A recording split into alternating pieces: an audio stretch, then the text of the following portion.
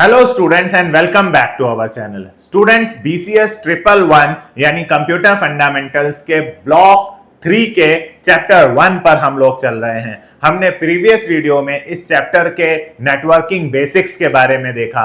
हमने देखा कि नेटवर्क क्या होते हैं, क्या पर्पस के लिए नेटवर्क्स बनाए जाते हैं, नेटवर्क के टाइप्स पर बात करी, लैन वैन मैन बात करी, हमने कई तरह के मीडिया पर बात करी, कैसे वायरलेस मोड पर डेटा ट्रेवल कराया जाता है, कैसे वायर्ड मोड पे यानी गाइडेड और अनगाइडेड मीडिया ट्रेवल कराया जाता है। ऐसे बहुत सारे कॉन्सेप्ट्स हमने पिछली वीडियोस में कवर करे। आज हम एक नया टॉपिक स्टार्ट करने जा रहे हैं जो बहुत ही इंपॉर्टेंट है आपके एग्जाम्स के लिए। लगभग हर यूनिवर्सिटी में ये 10 मार्क्स का पूछा ही जाता है and the name of the topic is OSI model.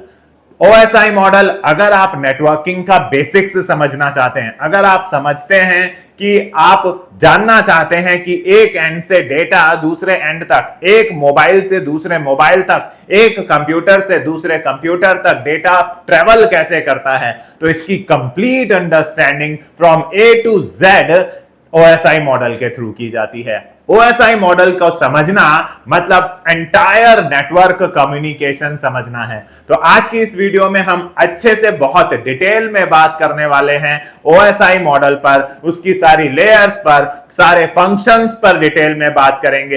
And तक बने रहिए, बहुत इंपॉर्टेंट वीडियो होने वाली है अगर आप नेटवर्किंग के एंटायर कॉन्सेप्ट समझना चाहते हैं। देखिए, पूरे नेटवर्किंग में इन्हीं फंक्शंस को फिर फर्दर डिटेल में पढ़ाया जाता है। तो OSI मॉडल को अच्छे से समझना नेटवर्किंग की कंप्लीट अंडरस्टैंडिंग के लिए बहुत जरूरी है। तो चलिए स्टार्ट करते हैं। OSI मॉडल क्या है, क्यों इस्तेमाल होता है, कैसे वेरियस नेटवर्किंग फंक्शंस इसके अंदर समझाए जाते हैं। Let's start OSI model. तो स्टूडेंट्स, चलिए देखते हैं आखिर ये OSI मॉडल है क्या। आगे बढ़ने से पहले सबसे पहले जानते हैं इन दोनों वर्ड्स का मतलब क्या है। क्या है OSI मॉडल का मतलब? देखिए, OSI मतलब फुल फॉर्म अगर हम देखें तो ओपन सिस्टम इंटरकनेक्शन, ये इसकी फुल फॉर्म है, ओपन सिस्टम इंटरकनेक्शन।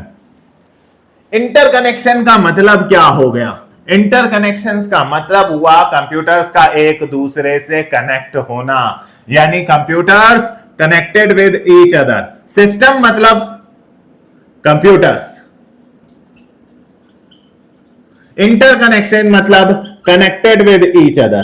तो यार, अगर इन दोनों वर्ड्स को मैं इंटीग्रेट कर दूं, दोनों वर्ड्स को मैं जोड़ दूं, तो दोनों वर्ड को मिलाकर बनता तो नेटवर्क ही है। नेटवर्क का मतलब ही तो होता है कंप्यूटर्स जब एक दूसरे से कनेक्ट कर दिए जाए तो नेटवर्क है। बट यहां ओपन वर्ड फिर क्या समझा रहा है? अगर मैं इन दोनों को जोड़कर बोलूं कि इन दोनों का मतलब एक नेटवर्क है, तो यहां पर नेटवर्क ऑफ कंप्यूटर्स है, तो यहां पर ये ओपन वर्ड क्या कहला रहा है, क्या समझा रहा है ओपन का मतलब? ओपन वर्ड का मतलब क्या हुआ? ओपन का मतलब हुआ खुला हुआ। किस चीज के लिए खुला हुआ? भाई, खुला हुआ मतलब कम्युनिकेशन करने के लिए खुला हुआ। यानी अगर कंप्यूटर्स आपके नेटवर्क पर कनेक्टेड हैं तो वो ओपन हैं, वो खुले हुए हैं एक दूसरे से कम्युनिकेट करने के लिए, यानी open to communicate with each other.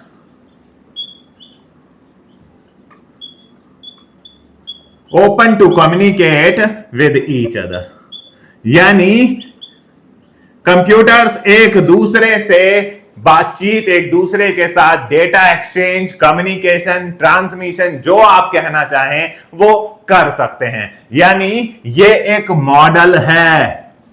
Model, model मतलब क्या? मॉडल मतलब आप कह सकते हैं ये एक ब्लूप्रिंट है। मॉडल वर्ड का मतलब समझिए, एक ब्लूप्रिंट है। आप कह सकते हैं ये गाइडलाइंस हैं, जो आप कहना चाहें। ये वो ब्लूप्रिंट या ये वो गाइडलाइंस हैं जिनका इस्तेमाल करके कंप्यूटर्स एक नेटवर्क पर एक दूसरे के साथ कम्युनिकेट कर सकते हैं, डेटा ट्रांसफर कर सकते हैं। देखिए, इसे पहली लाइन में ही अगर कभी भी आपको OSI मॉडल कहीं पढ़ने को मिलेगा तो वो बोलेगा OSI रेफरेंस मॉडल। ऐसे भी लेते हैं ओएसआई रेफरेंस मॉडल। भाई रेफरेंस फॉर व्हाट, किस चीज के लिए इसको रेफर किया जाता है, क्यों रेफर किया जाता है? भाई इसको रेफर किया जाता है ताकि so that computers can communicate with each other. ये है इस रेफरेंस का मतलब। बेसिकली रेफरेंस मॉडल मतलब पूरा कलेक्टिवली एक ब्लूप्रिंट हुआ, एक गाइडलाइंस हुआ, communicate with each other over the network. So ये एक गाइडलाइन है, एक फ्रेमवर्क है, एक ब्लूप्रिंट है।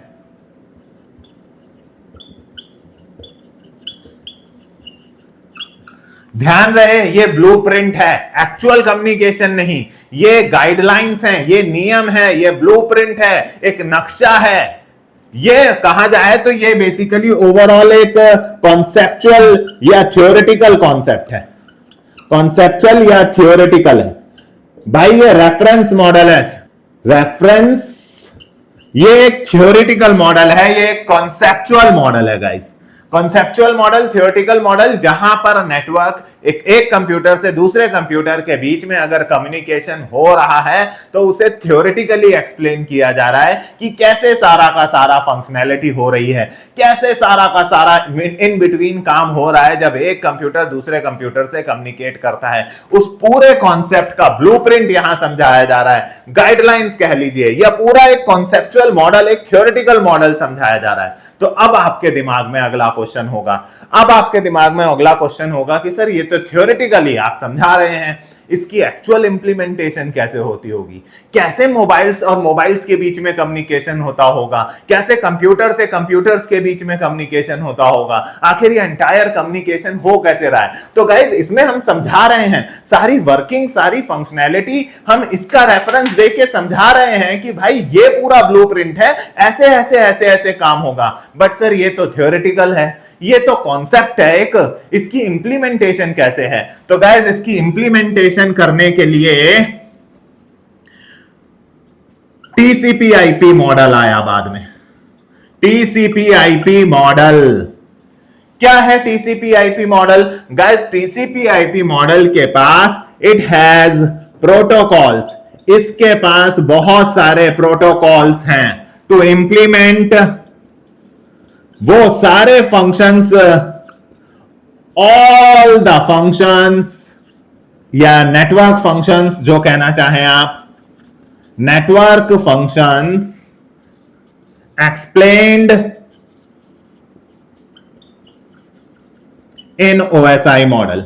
सो ओएसआई मॉडल ने हमें बताया कि अगर एक कंप्यूटर नेटवर्क पर दूसरे कंप्यूटर से कम्युनिकेट कर रहा है तो वो बीच में क्या क्या काम होंगे, सारे फंक्शंस समझाए। बट बात आई उनकी इंप्लीमेंटेशन की, आखिर ये सारे फंक्शंस इंप्लीमेंट कैसे किए जाएं? क्योंकि ओएसआई मॉडल तो सिर्फ थियोरेटिकली समझा रहा है, सिर्फ कॉन्सेप्ट बता रहा है कि कैसे एक कंप्यूटर से डेटा निकलेगा, बटेगा, कैसे नेटवर्क पर ट्रेवल होगा, कैसे दूसरे एंड पर पहुंचेगा, ये सब तो थियोरेटिकली समझा रहा है ओएसआई मॉडल। इनकी इंप्लीमेंटेशन कैसे होगी, एक्चुअल में हमारे इंटरनेट पर डेटा ट्रेवल कैसे होगा, कैसे ट्रेवल होगा?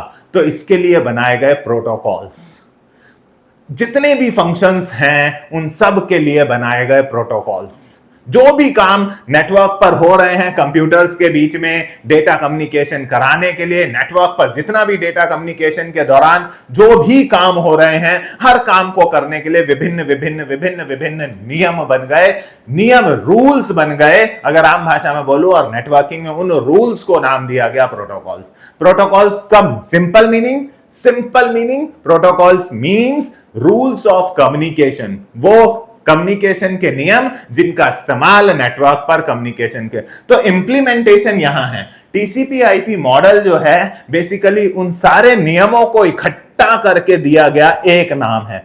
उन सारे नियमों को बहुत सारे अलग अलग अलग अलग नियम बना दिए गए, बहुत सारे अलग अलग अलग अलग प्रोटोकॉल्स बना दिए गए जो अलग अलग अलग अलग काम करते हैं। जब आपका डेटा एक कंप्यूटर से दूसरे कंप्यूटर पर नेटवर्क पर ट्रेवल हो रहा होता है, उन सबको अलग अलग अलग अलग प्रोटोकॉल्स से बांट दिया गया और उन सबको इकट्ठा करके एक अम्ब्रेला के अंदर ला दिया गया और नाम रखा टीसीपी/आईपी मॉडल।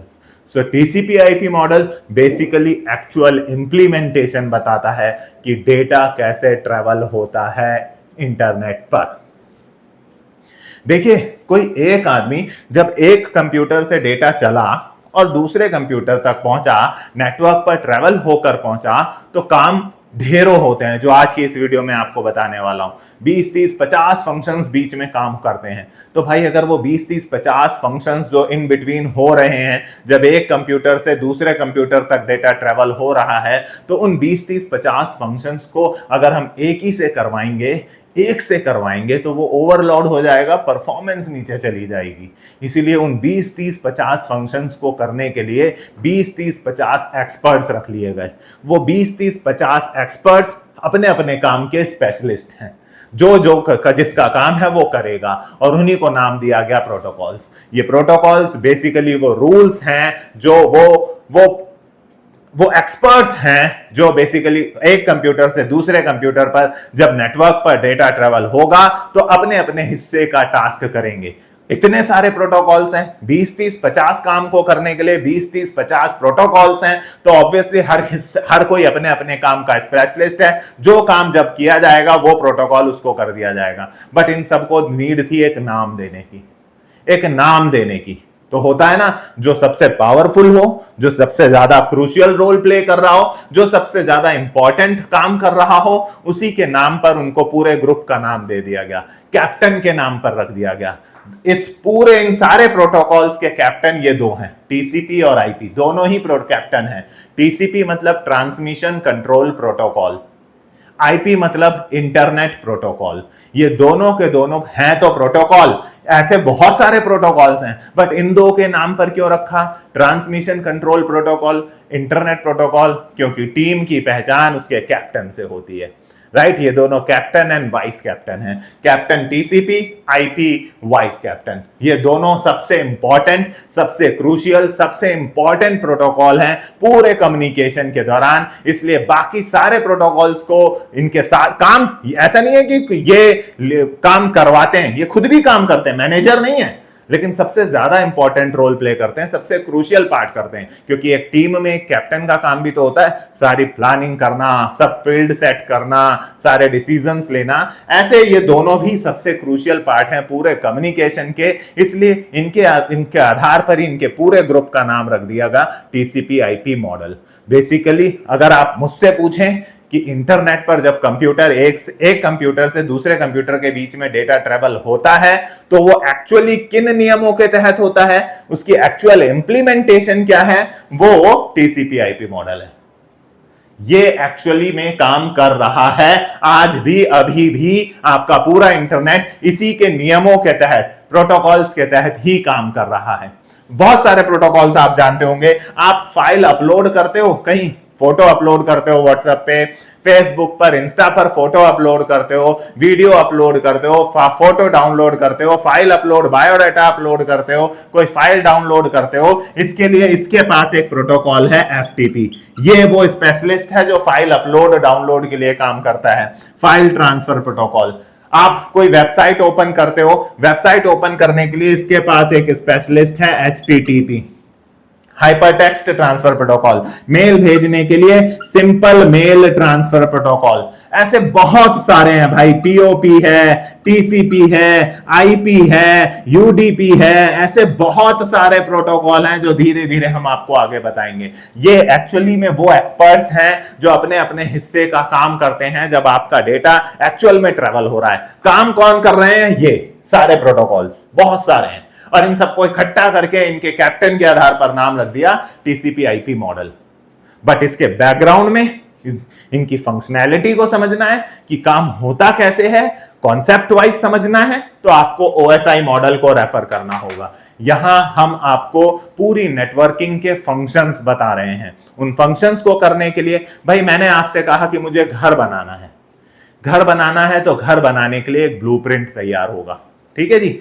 ब्लूप्रिंट तैयार होगा, फिर डिसाइड होगा कि लकड़ी का काम होगा, फिर डिसाइड होगा कि भाई गेट वेट बनेंगे तो उसके लिए स्टील का काम होगा, फिर डिसाइड होगा कि वायरिंग वगैरह करने के लिए इलेक्ट्रिशियन का काम होगा, फिर डिसाइड होगा पाइपलाइन वगैरह डालने के लिए प्लम्बर का काम होगा। ये सारा थ्योरेटिकल कॉन्सेप्ट है। एक ब्लूप्रिंट तैयार हो रहा है जो यहां ओएसआई मॉडल में होगा कि पहले बिल्डिंग स्ट्रक्चर मिस्त्री चाहिए होगा, लेबर चाहिए होगी जो बिल्डिंग स्ट्रक्चर कंस्ट्रक्ट करेगी, एक आर्किटेक्ट चाहिए होगा जो पूरे नक्शे बनाएगा, उसके बाद हमें इलेक्ट्रिशियन चाहिए होगा, प्लम्बर चाहिए होगा, कारपेंटर चाहिए होगा, लकड़ी का काम होगा, ये होगा।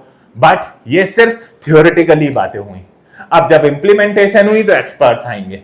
सबसे पहले आर्किटेक्ट आएगा, वो अपना हिस्से का रोल प्ले करेगा, मिस्त्री आएंगे, लेबर आएंगे, वो स्ट्रक्चर खड़ा करेंगे, इलेक्ट्रिशियन आएंगे, वो सारे ये प्रोटोकॉल्स हैं। यहां आप काम की बात करोगे कि क्या क्या काम होते हैं जब डेटा नेटवर्क पर ट्रेवल होता है, क्या क्या फंक्शंस होते हैं जब डेटा नेटवर्क पर ट्रेवल होता है, बट उनको करने के लिए आपको प्रोटोकॉल्स चाहिए। और वो प्रोटोकॉल्स जो काम कर रहे हैं, ये सारे प्रोटोकॉल्स काम कर रहे हैं अपने अपने हिस्से का। कोई इलेक्ट्रिशियन है, कोई प्लम्बर है, कोई मेल भेज रहा है, कोई फाइल अपलोड ट्रांसलोड कर रहा है, कोई वेबसाइट ओपन कर रहा है, कोई आपके लिए कनेक्शन बना रहा है। ये वो काम करने वाले लोग हैं और इन सब को इकट्ठा करके नाम दिया गया टीसीपी आईपी मॉडल।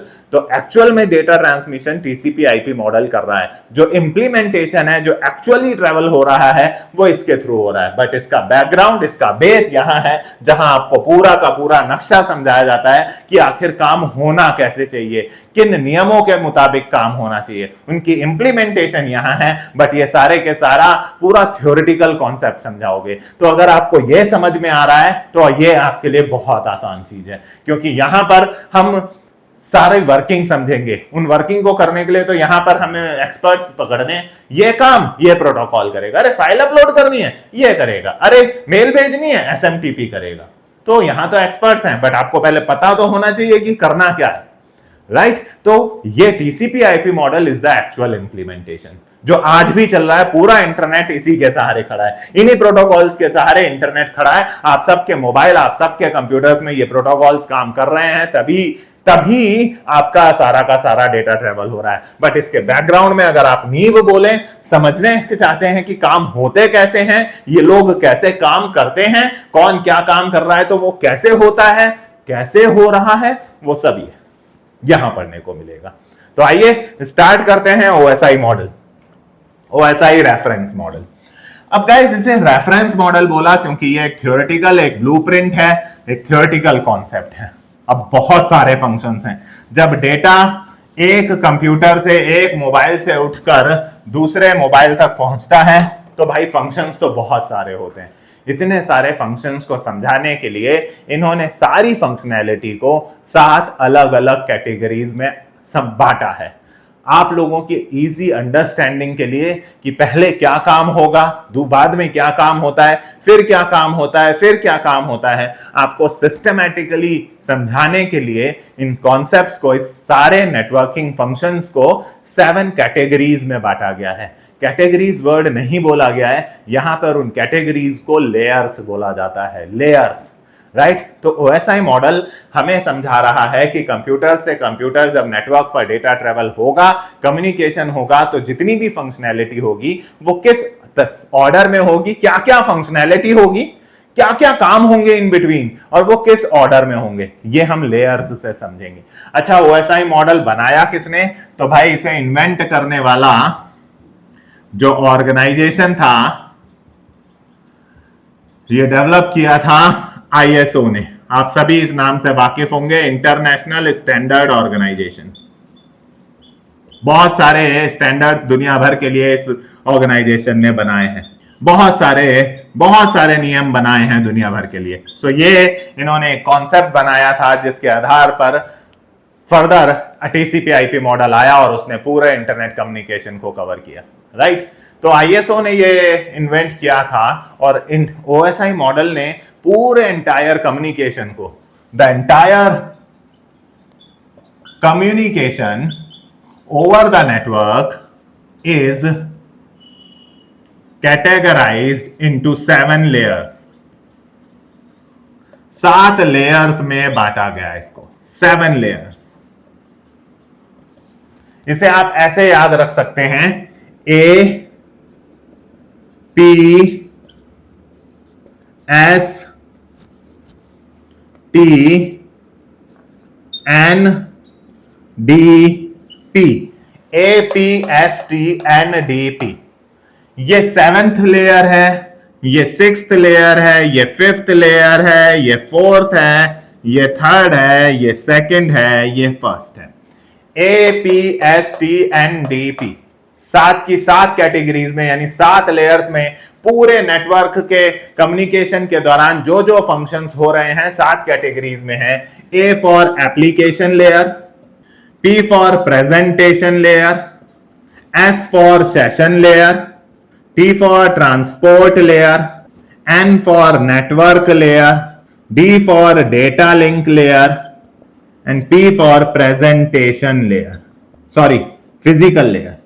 7 layers में A, P, S, T, N, D, P. इस यहां ये फर्स्ट लेयर है, ये 7th लेयर है। तो जब एक कंप्यूटर से दूसरे कंप्यूटर तक डेटा ट्रेवल कर रहा है तो बहुत सारे फंक्शंस होंगे, बीच में बहुत सारे काम होंगे, सब बताने वाला हूं इस वीडियो में, लास्ट तक देखिएगा। सारे फंक्शंस को इस लेयर्स के अकॉर्डिंगली कैटेगराइज करके 1 बाय 1 आपको समझाऊंगा कैसे चले। चलिए शुरू करते हैं। सबसे पहले बात करते हैं एप्लीकेशन लेयर की। देखिए, अगर ये आपका एक कंप्यूटर है या आपका एक मोबाइल है, ये कंप्यूटर है, यहां ये एक मोबाइल है। अब यहां पर चल रहा होगा एक एप्लीकेशन, एक सॉफ्टवेयर चल रहा होगा जिसके थ्रू आप कम्युनिकेशन करेंगे। एक सॉफ्टवेयर चल रहा होगा, एप्लीकेशन बोल लो, सॉफ्टवेयर बोल लो, राइट, या एप्लीकेशन सॉफ्टवेयर बोल लो। एक्चुअल में कम्युनिकेशन तो यहीं से स्टार्ट हुआ। भाई आपने अपने मोबाइल में व्हाट्सएप पर लिखा तो व्हाट्सएप से कम्युनिकेशन स्टार्ट हुआ। व्हाट्सएप क्या है? एक एप्लीकेशन हुआ। आपने इंस्टा पर कोई मैसेज लिखा तो कम्युनिकेशन इंस्टा से स्टार्ट हुआ, इंस्टा एक एप्लीकेशन हुआ। आप जीमेल पर किसी को मेल भेज रहे हैं, कोई फाइल अपलोड करके भेज रहे हैं, तो कम्युनिकेशन कहां से स्टार्ट हुआ? जीमेल से स्टार्ट हुआ। जीमेल एक एप्लीकेशन है। तो बेसिकली कम्युनिकेशन जो स्टार्ट हुआ वो एक एप्लीकेशन से स्टार्ट हुआ। एक एप्लीकेशन से स्टार्ट हुआ तो भाई कम्युनिकेशन तो कई तरह का होता है, कई तरह का होता है। आप भाई मेल भेज लेते हैं, आप मेल सेंड कर लेते हैं, ये भी एक कम्युनिकेशन है। आप चैटिंग कर लेते हैं, ये भी एक तरह का कम्युनिकेशन है। आप कभी फाइल फोटो या फाइल कहीं अपलोड कर रहे हैं या डाउनलोड कर रहे हैं, फाइल अपलोड करना, डाउनलोड करना, ये भी एक तरह का कम्युनिकेशन है, राइट। चैटिंग भी एक तरह का कम्युनिकेशन है। इतना ही नहीं, अगर आप ब्राउजर पे कोई वेब पेज ओपन कर रहे हैं, www.google.com, www.amazon.in, www.flipkart.com, तो भाई आप एक वेब पेज मंगवा रहे हैं। वेब पेज मंगवाना, वेब पेज के लिए रिक्वेस्ट भेज रहे हैं और बदले में वेब पेज आ रहा है। ये जो सर्फिंग हो रही है, जो वेब पेजेस मंगवा रहे हैं आप, इसे हम वेब सर्फिंग कहते हैं। भाई सर्वर को रिक्वेस्ट भेज के वेब पेज मंगा रहे हो, ये भी तो एक तरह का कम्युनिकेशन है। और इन सब कम्युनिकेशन को करने के लिए आपको एक सॉफ्टवेयर चाहिए। मेल भेजने के लिए जीमेल टाइप का सॉफ्टवेयर चाहिए, चैटिंग करने के लिए इंस्टा या व्हाट्सएप टाइप का सॉफ्टवेयर चाहिए, फाइल अपलोड डाउनलोड फेसबुक पे भी हो जाती है, इंस्टा पे भी हो जाती है, व्हाट्सएप पे भी हो जाती है। आप फोटो अपलोड करते हो या फाइल अपलोड डाउनलोड करते हो। वेब सर्फिंग करने के लिए आपको ब्राउजर चाहिए। इन सारी एप्लीकेशंस का कंट्रोल इस लेयर के पास होता है। ये लेयर जो है एप्लीकेशन लेयर, बेसिकली नाम से नहीं समझ में आ रहा, एप्लीकेशन मतलब ये एप्लीकेशन सॉफ्टवेयर्स, वो सॉफ्टवेयर्स जो बेसिकली सोर्स होते हैं, सेंडर होते हैं, जहां से कम्युनिकेशन स्टार्ट होता है, उन एप्लीकेशन की फंक्शनैलिटी ये लेयर देखती है, ये लेयर देखती है। और आपको एक बात बताऊं, इसे 7th लेयर क्यों कह रहे हैं हम? इसे 7th लेयर हम इसलिए कह रहे हैं क्योंकि ये सबसे आउटर मोस्ट एरिया है। हम लोगों को दिखाई देता है, हमें इंस्टाग्राम दिखाई देता है, हमें जीमेल दिखाई देता है, हमें व्हाट्सएप दिखाई देता है।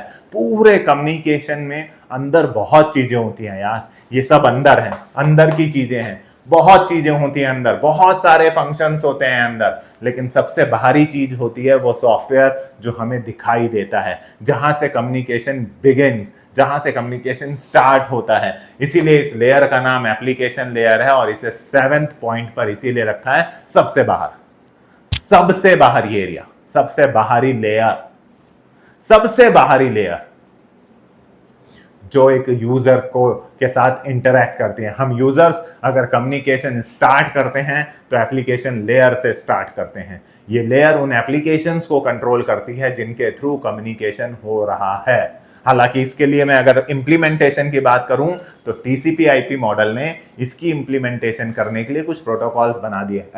ईमेल भेजने के लिए एक एसएमटीपी बना दिया।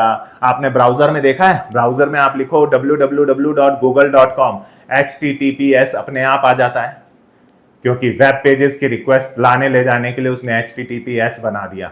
मेल के लिए SMTP बना दिया, फाइल के लिए FTP बना दिया। वो तो इंप्लीमेंटेशन है जो काम के हिसाब से प्रोटोकॉल बनाया जा रहा है। बट बोला क्या गया कि एक एप्लीकेशन होगा, एक सॉफ्टवेयर होगा जहां पर यूजर इंटरैक्ट करेगा, जहां यूजर यूज करेगा और कम्युनिकेशन स्टार्ट करेगा, दूसरे एंड पर वही एप्लीकेशन पर कम्युनिकेशन एंड होगा। ये बात बोली गई, एक नक्शा, एक ब्लूप्रिंट बोला गया एप्लीकेशन लेयर पर। एप्लीकेशन लेयर ने बोला एक एप्लीकेशन होना चाहिए जहां यूजर इंटरैक्ट करे, वहां से कम्युनिकेशन स्टार्ट होगा, दूसरे एंड पर उसी एप्लीकेशन पर कम्युनिकेशन एंड होगा। ऐसा होना चाहिए, ये ब्लूप्रिंट एक नक्शा बताया गया। इंप्लीमेंटेशन करने के लिए टीसीपी आईपी मॉडल ने अलग अलग तरीकों के लिए अलग अलग प्रोटोकॉल रख लिए। उसने कहा मेल भेजेगा यूजर तो है एसएमटीपी, फाइल भेजेगा तो एफटीपी, ब्राउजर खोलेगा तो एचटीटीपीएस। लेकिन कॉन्सेप्ट क्या था, एप्लीकेशन लेयर ने बताया। तो हम अगर बोले एप्लीकेशन लेयर की वर्किंग के बारे में, तो हम क्या लिखेंगे एप्लीकेशन लेयर के बारे में कि it says this layer controls the application, right, या सॉफ्टवेयर, एप्लीकेशन सॉफ्टवेयर भी लिख सकते हैं, which is responsible for the source या start end end of the communication. उस एप्लीकेशन को ये लेयर कंट्रोल करती है जो जहां से कम्युनिकेशन स्टार्ट हो रहा है या एंड हो रहा है। बेसिकली यूजर जो है इंटरैक्ट करता है या यूजर जो है वो स्टार्ट करता है द कम्युनिकेशन। यूजर कम्युनिकेशन कहां से स्टार्ट करता है, कोई भी, फ्रॉम सेंडर एप्लीकेशन, एक सेंडर एप्लीकेशन से। ये भाई गाइडलाइन है कि यूजर एक सेंडर एप्लीकेशन से कम्युनिकेशन स्टार्ट करेगा and the receiver application, receiver side application will receive the data. ये लीजिए, ये गाइडलाइन हो गई, ये गाइडलाइन हो गई कि भाई एप्लीकेशन लेयर क्या काम करेगी। तो एक्चुअल में कम्युनिकेशन जो बिगिन हुआ, कम्युनिकेशन स्टार्ट ही इस लेयर से होता है। ये आउटर मोस्ट पार्ट है जो हम यूजर्स को दिखता है, बाकी इनमें से कुछ भी हमें दिखाई नहीं देगा, हमें कुछ भी नहीं। आप जान के शॉक्ड हो जाएंगे, इंटरनली इतना सारा काम होगा इस लेयर पर। बट ये 7th सबसे बाहर ही रखी गई है, क्योंकि आप लोगों को, हम लोगों को तो कम्युनिकेशन के नाम पर यही दिखा जाता है। जैसा मैंने बोला कि ये गाइडलाइंस हैं, ये तो एक तरह के ब्लूप्रिंट है कि ऐसा होना चाहिए। तो ये बताया गया कि भाई ये लेयर ये देखेगी, राइट। इसकी इंप्लीमेंटेशन करने के लिए फिर HTTP, FTP, DNS, बहुत सारे प्रोटोकॉल्स हैं, राइट। चलिए, तो ये तो हो गई गाइस एप्लीकेशन लेयर। आइए आगे चलते हैं, सेकंड लेयर की बात करते हैं, थोड़ा डीप में चलने की बात करते हैं, राइट। अब बात करते हैं प्रेजेंटेशन लेयर की। प्रेजेंटेशन का मतलब क्या होता है? प्रेजेंटेशन वर्ड की अगर तरफ हम जाएं तो प्रेजेंटेशन का मतलब होता है चीजों का प्रस्तुतिकरण, यानी कैसे, how to represent data, right. भाई आप मुझे एक बात बताइए, आपने बोला कि एक एप्लीकेशन है, ये रहा एक कंप्यूटर और ये रहा वो एप्लीकेशन जहां से डेटा जनरेट हो रहा है। ये रहा वो एप्लीकेशन जहां एक यूजर बैठा हुआ है और वो यहां पर भाई दे रहा है कुछ डेटा। डेटा जनरेट कहां हो रहा है? इस एप्लीकेशन पर। हेलो, हाउ आर यू, कुछ भी मैसेज लिख रहा है, जनरेट हुआ, राइट। अब प्रेजेंटेशन लेयर का काम क्या होता है? देखिए, अगर मैं आपको इन शॉर्ट बताऊं, 7 की 7 लेयर्स आपको एक्सप्लेन करनी पड़ेंगी। देखिए, सबसे जो दो काम है जो प्रेजेंटेशन लेयर के बहुत समझने के हैं। एक है, हम इसे ट्रांसलेशन कहते हैं, ट्रांसलेशन, राइट। और दूसरा हम लोग कहते हैं कंप्रेशन डीकंप्रेशन, कंप्रेशन डीकंप्रेशन,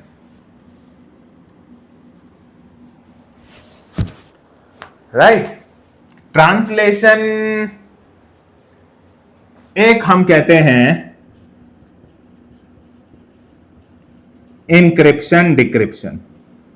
तो ये तीन मेजर काम हैं जो प्रेजेंटेशन लेयर द्वारा किए जाते हैं। यानी अगर प्रेजेंटेशन लेयर क्या काम करती है पूछा जाए तो ये तीन मेन फंक्शंस हैं जो प्रेजेंटेशन लेयर ने कहा कि प्रेजेंटेशन लेयर करती है। आइए इन तीनों को एक एक करके समझते हैं। ये क्या है? ट्रांसलेशन, कंप्रेशन डिकंप्रेशन क्या है और इंक्रिप्शन डिक्रिप्शन क्या है? चलिए देखते हैं। तो ट्रांसलेशन की बात करते हैं सबसे पहले, है ना। एक एक करके इन तीनों को समझने की कोशिश करते हैं। देखिए, अगर ट्रांसलेशन की बात की जाए तो सपोज आप लोग सभी जानते होंगे कि डेटा फॉर्मेट्स जो होते हैं वो दो तरह के होते हैं। दो तरह के डेटा फॉर्मेट्स हमारे कंप्यूटर्स में यूज किए जाते हैं, दो तरह के। एक कहलाता है American standard code for information interchange, American standard code for information interchange, right, ASCII code. और दूसरा जो डेटा फॉर्मेट यूज किया जाता है हमारे कंप्यूटर्स में उसे कहा जाता है यूनिकोड, यूनिवर्सल कोड, या कई लोग इसे यूनिवर्सल टेक्स्ट फॉर्मेट भी कहते हैं। इन दोनों में बहुत डिफरेंस है। जैसे ये 7 बिट्स का होता है, हर करेक्टर को बाइनरी में 7 बिट्स में रिप्रेजेंट किया जाता है। ये 8 बिट्स का होता है। ऐसे बहुत सारे डिफरेंस हैं, कभी डिटेल में बात करेंगे, राइट। लेकिन अभी मैं आपको बता दूं, हमारे कंप्यूटर्स में डेटा के दो फॉर्मेट्स चलते हैं। एक American standard code for information interchange, दूसरा यूनिवर्सल टेक्स्ट फॉर्मेट या यूनिवर्सल कोड। अब कई नेटवर्क्स जो हैं वो एस्काई फॉर्मेट में डेटा ट्रेवल कराते हैं, कई नेटवर्क्स जो हैं वो यूनिकोड फॉर्मेट में डेटा ट्रेवल कराते हैं। इसे आप ऐसा समझ लीजिए कि मान लीजिए कि हम इंडिया में रह रहे हैं और हमारी जो लैंग्वेज है वो है हिंदी, और मान लीजिए आप सपोज स्पेन में जाते हैं तो उनकी लैंग्वेज है स्पेनिश। अब अगर आपको दो लोगों को आपस में कम्युनिकेट करना है तो ये दोनों लैंग्वेजेस के ट्रांसलेशन तो आपको करने ही होंगे, हिंदी वाले की स्पेनिश में और स्पेनिश वाले की हिंदी में। सिमिलरली ये प्रेजेंटेशन लेयर जो 6th लेयर है, ये डेटा फॉर्मेट ट्रांसलेशंस करती है। डेटा फॉर्मेट ट्रांसलेशन यानी अगर मान लीजिए आपका जो ये सेंडर कंप्यूटर है, इसका ये जो एप्लीकेशन है जहां पर डेटा जनरेट हो रहा है, यहां पर जो डेटा जनरेट हो रहा है मान लीजिए वो American standard code ASCII format में है, राइट। वो एस्काई फॉर्मेट में डेटा जनरेट हो रहा है, करेक्ट।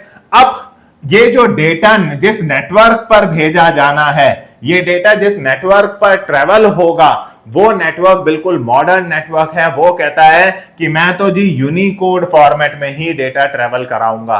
या आपका जो रिसीवर है, जो रिसीवर कंप्यूटर है, जिस नेटवर्क पर बना है, कनेक्टेड है, वो जो यूएस में या वो जो कनाडा में कहीं किसी सिटी के अंदर रखा हुआ कंप्यूटर जिस नेटवर्क पर है, जिससे आप कम्युनिकेट करना चाहते हैं, उसके यहां तो ये वाला फॉर्मेट चलता है। यहां इंडिया में, दिल्ली में आप जिस नेटवर्क पर कनेक्टेड है, वहां जो डेटा जनरेट हो रहा है आपके एप्लीकेशन में, वो एस्काई फॉर्मेट में हो रहा है। बट जो रिसीवर कंप्यूटर दुनिया के किसी कोने में कहीं किसी नेटवर्क पर कनेक्टेड है, वो उसका नेटवर्क जो है वो यूनिकोड फॉर्मेट में डेटा एक्सेप्ट करता है। तो भाई एस्काई फॉर्मेट का डेटा यूनिकोड में ट्रांसलेट तो करवाना होगा ना। ट्रांसलेट करवाए बिना, देखिए दोनों सिनेरियो हो सकते हैं, क्या पता जो बीच में, दोनों के बीच में वो भी एस्काई हो, ये भी एस्काई, सेंडर भी एस्काई, रिसीवर भी एस्काई, बट बीच का जो नेटवर्क है वो वो यूनिकोड फॉर्मेट लेता हो, वो कहता हो कि भाई मैं तो ट्रेवल यूनिकोड फॉर्मेट में कराता हूं, मैं अपग्रेडेड हूं नेटवर्क हूं, मैं तो यूनिकोड फॉर्मेट में, क्योंकि आजकल इन दिनों पूरा का पूरा सिस्टम यूनिकोड फॉर्मेट में ही चल रहा है। सब कुछ जावा, ओरेकल, डेटाबेस, सब कुछ एक्सएमएल, सब कुछ यूनिकोड फॉर्मेट में हो चुका है, अपग्रेडेड हो चुके हैं। बट स्टिल कहीं कहीं अभी भी एस्काई यूज होता है, तो वहां ट्रांसलेशन की जरूरत पड़ेगी, तो इंतजाम तो रखने पड़ेंगे ना। और ये तो नियम है भाई, ओएसआई मॉडल तो आपको इन बिटवीन की सारी फंक्शनैलिटी आधार बता रहा है, तो ये कह रहा है कि भाई एक नियम रखिएगा कि अगर कभी कहीं एस्काई फॉर्मेट को यूनिकोड में या यूनिकोड को एस्काई में, डेटा वापस भी तो आएगा। अगर आप यहां से हेलो हाउ आर यू भेज रहे हैं, एस्काई फॉर्मेट में भेज रहे हैं, दूसरे एंड पर वो यूनिकोड फॉर्मेट में कन्वर्ट हो गया रिसीवर साइड पर, अब रिसीवर जो उसका जवाब देगा आई एम गुड, वो यूनिकोड फॉर्मेट में चला, रिसीवर की तरफ से जो जवाब आया वो यूनिकोड फॉर्मेट में आया। अब आप तो एस्काई फॉर्मेट में है, तो उसे वापस भी तो कन्वर्ट करना है। तो ये जो ट्रांसलेशन है एस्काई फॉर्मेट की यूनिकोड फॉर्मेट में या यूनिकोड फॉर्मेट की एस्काई फॉर्मेट में, ये data format translation presentation layer करती है।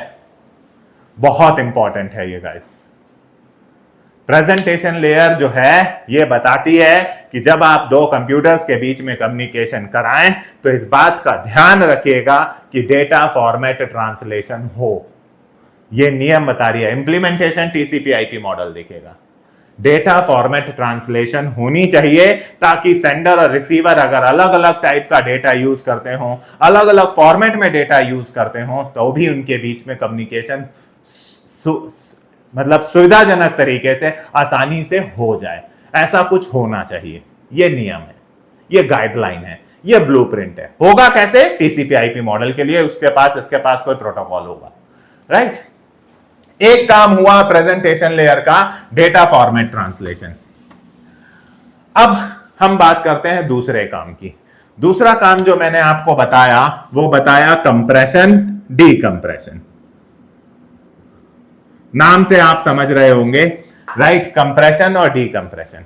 भाई आपके इस सेंडर एप्लीकेशन ने जो डेटा जनरेट करा, मान लीजिए वो डेटा बहुत सारा है, मान लीजिए वो भाई 1 GB डेटा है, 1 GB डेटा है। 1 GB में कितनी बाइट? मान लीजिए 1024 किलो MB डेटा है, 1024 MB डेटा है। 1 GB मतलब 1024 MB। जो आपने यहां पर डेटा दिया वो 1 GB है जो आप भेजना चाहते हैं, राइट। इतना डेटा नेटवर्क पर ट्रेवल करेगा तो it will take time to deliver. तो भाई ओएसआई मॉडल ने बताया कि अगर large amount of data travel कराना हो तो कोशिश करिए उसको कंप्रेस कर दें, उसको कंप्रेस करके थोड़ा सा स्क्वीज कर दें जितना हो सके, जितने में उसका डेटा करप्ट ना हो, उसकी क्वालिटी खराब ना हो। ऐसा ना हो कि आप उसे 75%, 80%, 90% स्क्वीज कर दें, अंदर का डेटा ही गड़बड़ हो जाए। एक ऑप्टिमम मतलब जो मैक्सिमम बेनिफिशियल हो, जहां तक चीजें सही हो वहां तक आप उसको स्क्वीज कर दें और नेटवर्क पर भेज दें। भाई 1024 MB है, 1 GB मतलब 1024 MB। अगर मैं इसे मान लो 800 MB तक भी कंप्रेस कर दूं, स्क्वीज कर दूं, भेजने से पहले अगर कंप्रेस कर दूं, तो भी यार 224 MB का फर्क पड़ गया। यानी बेहतर होगा स्क्वीज्ड फॉर्म में डेटा जाएगा तो शायद थोड़ा जल्दी जाएगा। भाई 1024 MB भेजने की वजह में जितना टाइम लगेगा उससे कम टाइम में 800 MB जाएगा। तो डेटा को कंप्रेस करके भेजना चाहिए, राइट। दूसरे एंड पर इसको वापस से डीकंप्रेस कर देगी प्रेजेंटेशन लेयर, इसे वापस से डीकंप्रेस कर देगी प्रेजेंटेशन लेयर, राइट। तो ध्यान रखिए यहां पर जो काम कर रही है दूसरे एंड पे वो ठीक भी करना है। यहां पर अगर आप कंप्रेस कर रहे हैं, भाई यहां पर अगर आप एस्काई फॉर्मेट डेटा को यूनिकोड फॉर्मेट में कन्वर्ट कर रहे हैं, तो दूसरे एंड पे यूनिकोड को वापस एस्काई में कन्वर्ट करना पड़ेगा, राइट। अगर आप यहां पे डेटा को कंप्रेस करके भेज रहे हैं ताकि थोड़ा जल्दी भेजा जा सके, कम लगे, राइट, तो दूसरे एंड पर उसे वापस डीकंप्रेस भी करना होगा। सो कंप्रेस और डीकंप्रेस करने का काम भी प्रेजेंटेशन लेयर करती है, राइट। आइए तीसरा फंक्शन देखते हैं जो प्रेजेंटेशन लेयर का हमने देखा, वो है इंक्रिप्शन और डिक्रिप्शन। देखिए अगर आपका डेटा है यहां पर, मान लीजिए कि मेरा कोई पासवर्ड है, मेरा एक पासवर्ड है सपोज BCA MCA @कमल, ये मेरा कोई पासवर्ड है जो मैं भेज रहा हूं।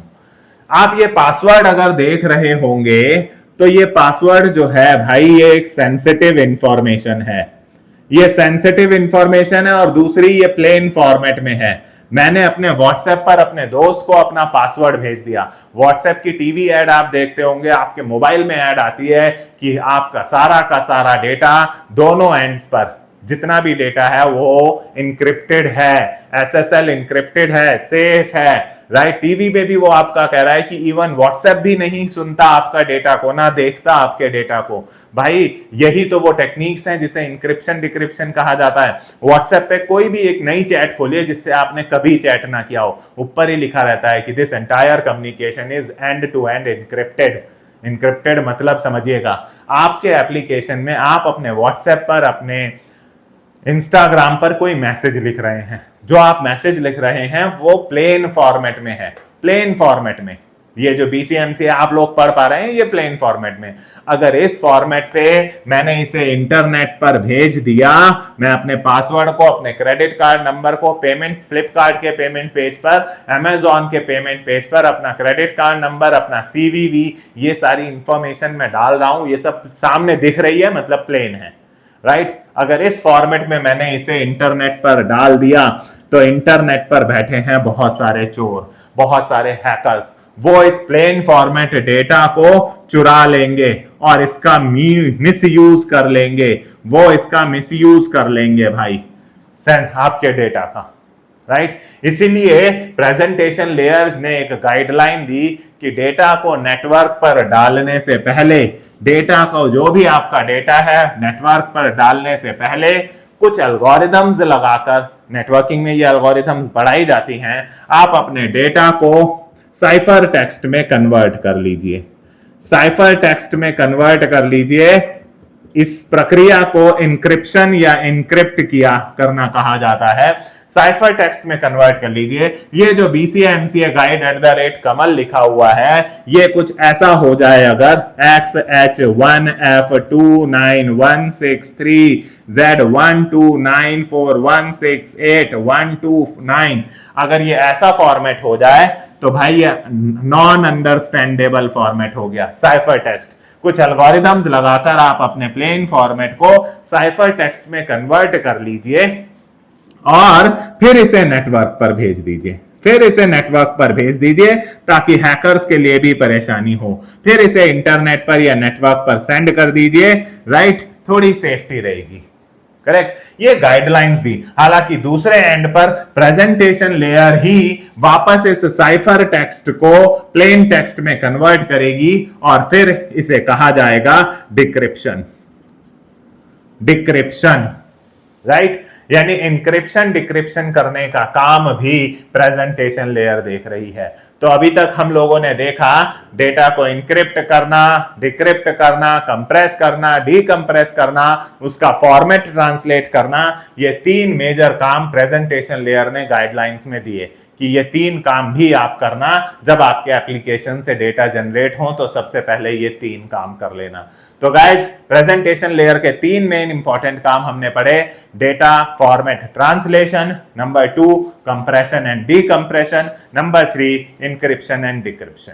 आइए आगे लेकर चलते हैं अपनी इस स्टोरी को। उम्मीद करता हूं आप लोगों को समझ में आ रहा होगा डिटेल में, राइट। चलते हैं, ये प्रेजेंटेशन लेयर भी हुई। आइए बात करते हैं सेशन लेयर की। सेशन लेयर,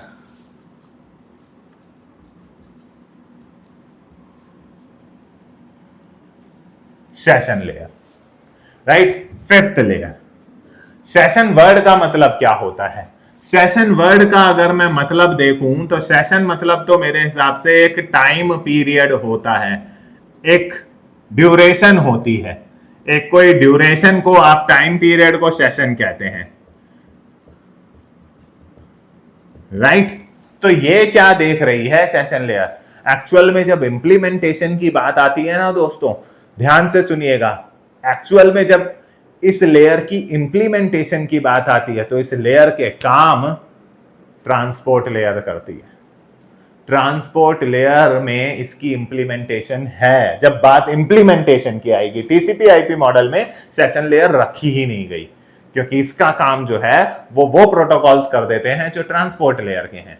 तो समझिएगा, फिलहाल गाइडलाइंस हैं, ये तो नियम है कि क्या क्या होना चाहिए, थ्योरेटिकल है। इंप्लीमेंटेशन में इसको और सिंपल करके कम लेयर्स में कर दिया गया, क्योंकि कई प्रोटोकॉल मल्टीपल काम कर लेते हैं। टीसीपी इस लेयर का काम भी संभाल लेता है, तो वहां पर और लेयर कम हो जाती है। फिलहाल टाइम पीरियड या ड्यूरेशन होता है। तो देखिए, अगर एक कंप्यूटर 1 से दूसरे कंप्यूटर तक डेटा ट्रेवल कर रहा है, नेटवर्क के थ्रू ट्रेवल कर रहा है, इंटरनेट या किसी भी तरह के नेटवर्क के थ्रू अगर डेटा ट्रांसमिशन हो रहा है, तो ये जितना, अगर यहां से मान लीजिए 4 किलोबाइट डेटा जनरेट हुआ है, तो जब तक ये 4 किलोबाइट डेटा यहां पर पहुंच नहीं जाता, इस पूरे टाइम पीरियड को हम एक सेशन कहते हैं। यहां से सेंड हो रहा है और वहां पर रिसीव हो रहा है।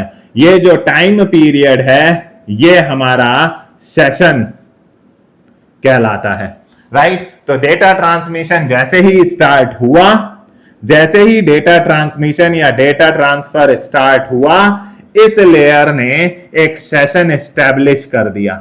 एक सेशन, एक टाइम पीरियड दोनों के बीच में स्टैब्लिश हो गया।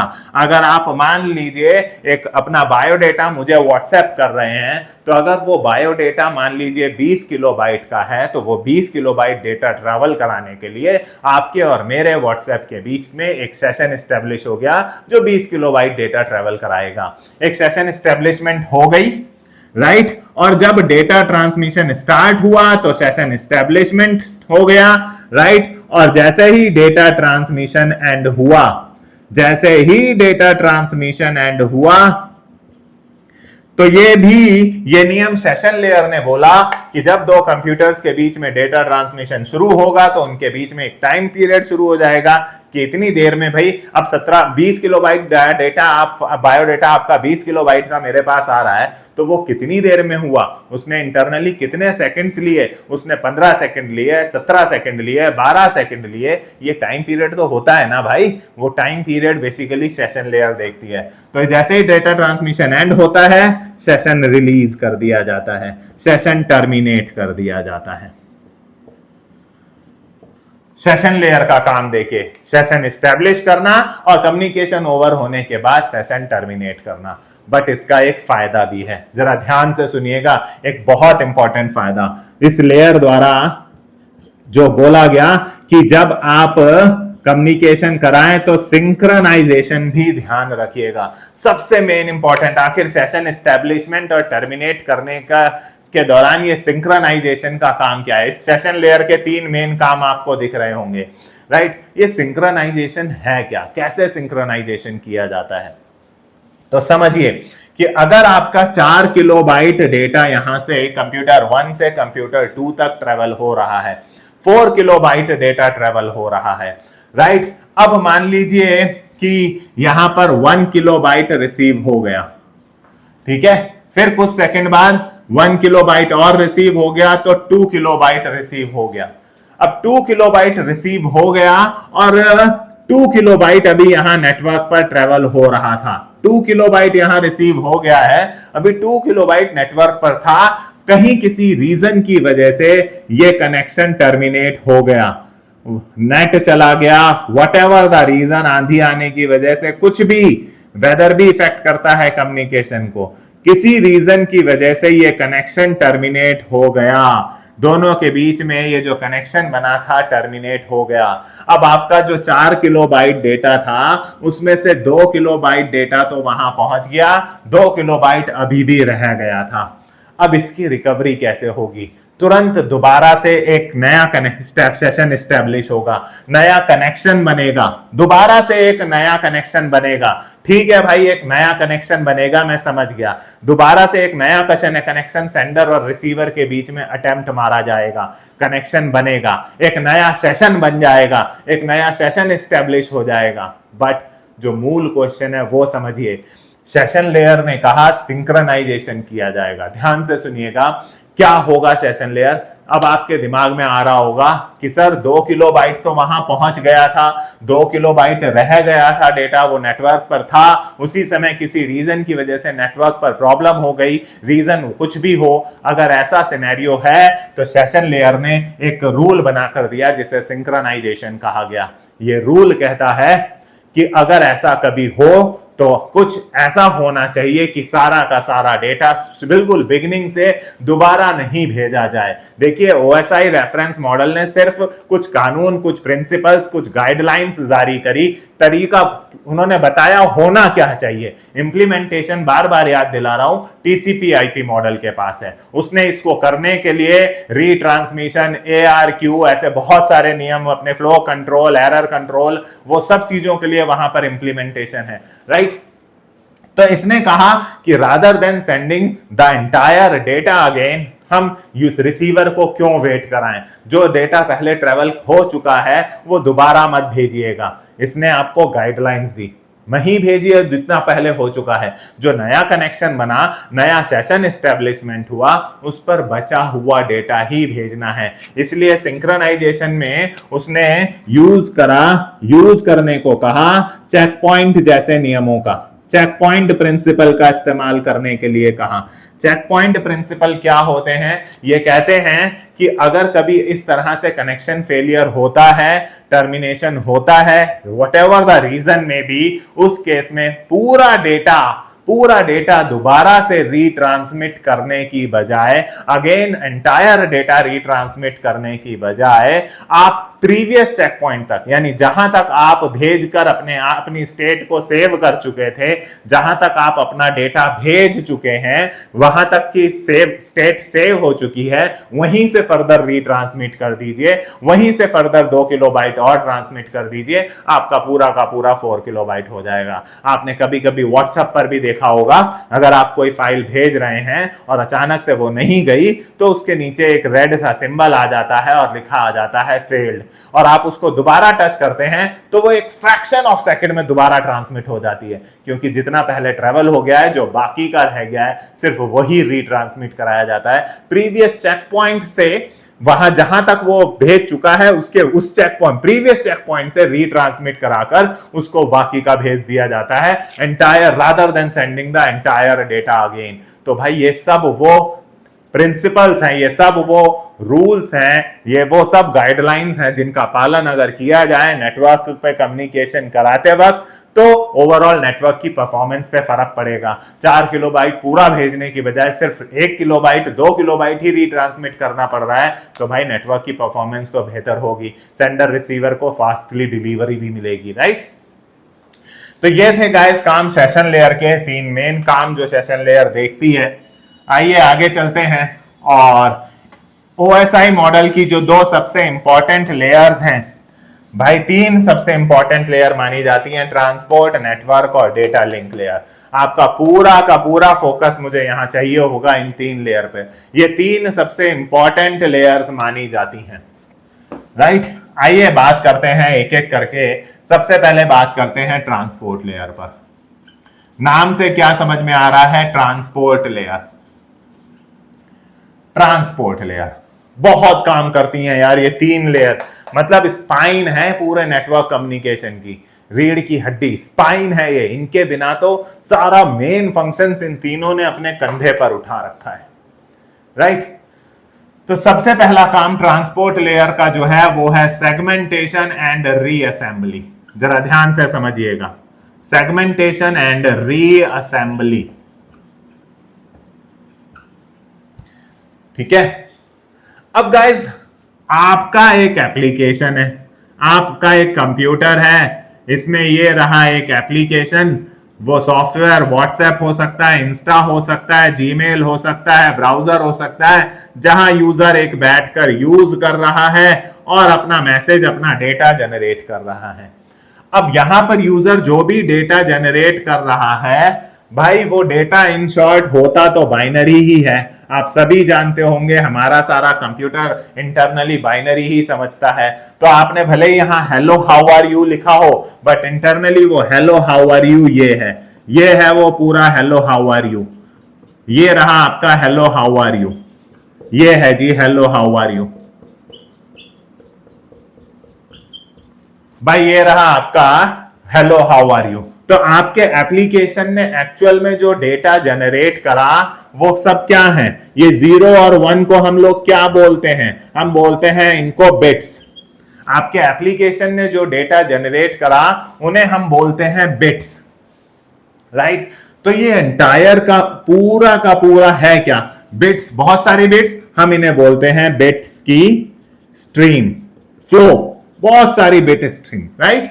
अब आपके एप्लीकेशन से तो बहुत सारी बिट्स जनरेट हो गई, बाइनरी बिट्स जनरेट हो गई, राइट। इतनी सारी बिट्स को कैसे भेजा जाए, कैसे भेजा जाए नेटवर्क पर, तो भाई सेगमेंटेशन, यानी डिवाइड कर दो सारी बिट्स को इनटू टुकड़ों में, इनटू टुकड़ों में, टुकड़ों को इंग्लिश में हम सेगमेंट्स कहते हैं।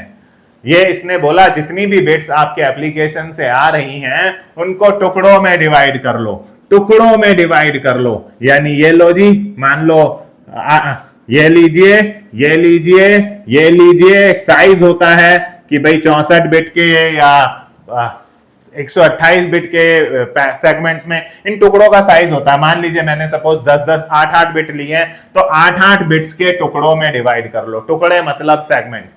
तो यहां इस लेयर का जो सबसे पहला काम है वो आपके एप्लीकेशन से जनरेटेड बाइनरी डेटा को टुकड़ों में बांटना है। उन टुकड़ों को इस लेयर पर सेगमेंट्स कहा जाता है, राइट। इन सेगमेंट्स का साइज होता है, बात करेंगे हम डिटेल में इस चैप्टर में। फॉर एग्जांपल 8-8 बिट के या 16-16 बिट या 64 बिट, ऐसे आप साइज के हिसाब से इन सारी बिट्स को डिवाइड कर सकते हैं। तो ये जो काम हुआ ये सब सेगमेंट्स हो गए। ये सेगमेंट 1 हो गया, ये सेगमेंट 2 हो गया, ये सेगमेंट 3 हो गया। ऐसे ही इन सब को अलग अलग सेगमेंट्स में डिवाइड कर दिया जाता है। ये काम सेगमेंटेशन का ट्रांसपोर्ट लेयर देखती है। और मैंने हमेशा बोला कि ये एक नियम बता रहा है। तो सेगमेंट डेटा को टुकड़ों में बांटने के लिए वहां पर टीसीपी आईपी मॉडल में एक प्रोटोकॉल है जो आपके डेटा को अलग अलग टुकड़ों में बांट लेता है। यहां कॉन्सेप्ट है कि देखिए, जब भी एप्लीकेशन से डेटा निकलेगा बाइनरी में निकलेगा, तो कुछ उनको अलग अलग पीसेस में, उनको अलग अलग टुकड़ों में बांटने के लिए कुछ होना चाहिए। ऐसा ओएसआई मॉडल की ट्रांसपोर्ट लेयर ने कहा, राइट। करेगा कौन, इसके लिए भाई ओएसआई मॉडल ने एक प्रोटोकॉल रखा हुआ है, करेक्ट। आइए, अब जो काम यहां पर हो रहा है इसके दूसरे एंड पर उसका रिवर्स होगा। दूसरे रिसीवर की साइड पर इन सब को वापस जोड़ना भी तो पड़ेगा, राइट। तो भाई यहां पर इन्हें वापस रीअसेंबल किया जाएगा, रीअसेंबल किया जाएगा the segments at receiver side. ये सारे सेगमेंट्स रिसीवर साइड पर रीअसेंबल किए जाएंगे। ट्रांसपोर्ट लेयर ही करती है ये, राइट। ये काम ट्रांसपोर्ट लेयर करेगी, ध्यान रहे। तो पहला काम तो ये हो गया भाई सेगमेंटेशन एंड रीअसेंबली का, जो बहुत इंपॉर्टेंट है, ट्रांसपोर्ट लेयर द्वारा किया जाता है, राइट। अब और बात करते हैं। अब और अगर हम बात करें तो दूसरा काम जो ट्रांसपोर्ट लेयर का है वो है एरर रिकवरी का। एरर रिकवरी कह लीजिए या एरर कंट्रोल कह लीजिए, एरर रिकवरी या एरर कंट्रोल, राइट। अब कैसे किया जाता है ये error recovery and error control, कैसे किया जाता है, ठीक है जी।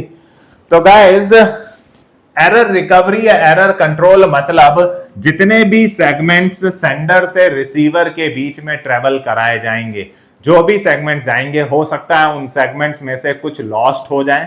भाई कुछ सेगमेंट्स लॉस्ट हो जाएं, कुछ सेगमेंट्स डैमेज हो जाए रास्ते में, कुछ सेगमेंट लॉस्ट भी हो सकते हैं, कुछ सेगमेंट्स डैमेज भी हो सकते हैं। भाई अगर कुछ सेगमेंट लॉस्ट हो गए, कुछ सेगमेंट डैमेज हो गए, तो फिर कैसे, क्या होगा रास्ते में? अगर कुछ सेगमेंट्स नहीं पहुंचे, कुछ टुकड़े नहीं पहुंचे, भाई सेगमेंट 5 नहीं पहुंचा, कहीं हो गई प्रॉब्लम, पहुंचा तो खराब पहुंचा, उसमें डेटा करप्ट हो गया था। डैमेज मतलब करप्ट, उसमें रखा हुआ डेटा करप्ट हो गया था, तो फिर क्या, फिर भाई इनकी रीट्रांसमिशन कराई जाएगी, रीट्रांसमिशन कराई जाएगी। रीट्रांसमिशन भी ट्रांसपोर्ट लेयर देखेगी। अगर कोई सेगमेंट्स लॉस्ट हो गए हैं या कोई सेगमेंट्स डैमेज हो गए हैं तो उनका रीट्रांसमिशन जो है वो ट्रांसपोर्ट लेयर देखती है, राइट। तो ये भी एक इंपॉर्टेंट काम है गाइस, और जो ट्रांसपोर्ट लेयर देखती है। आइए आगे चलते हैं नंबर 3 पर। नंबर 3 पर हम लोग बात करेंगे कंजेशन कंट्रोल की। कंजेशन कंट्रोल, देखिए अभी तक हम लोगों ने 2 काम पढ़ लिए हैं। ट्रांसपोर्ट लेयर के 2 फंक्शंस पढ़ लिए। एक हमने पढ़ लिया सेगमेंटेशन एंड रीअसेंबली, दूसरा हमने पढ़ लिया error control.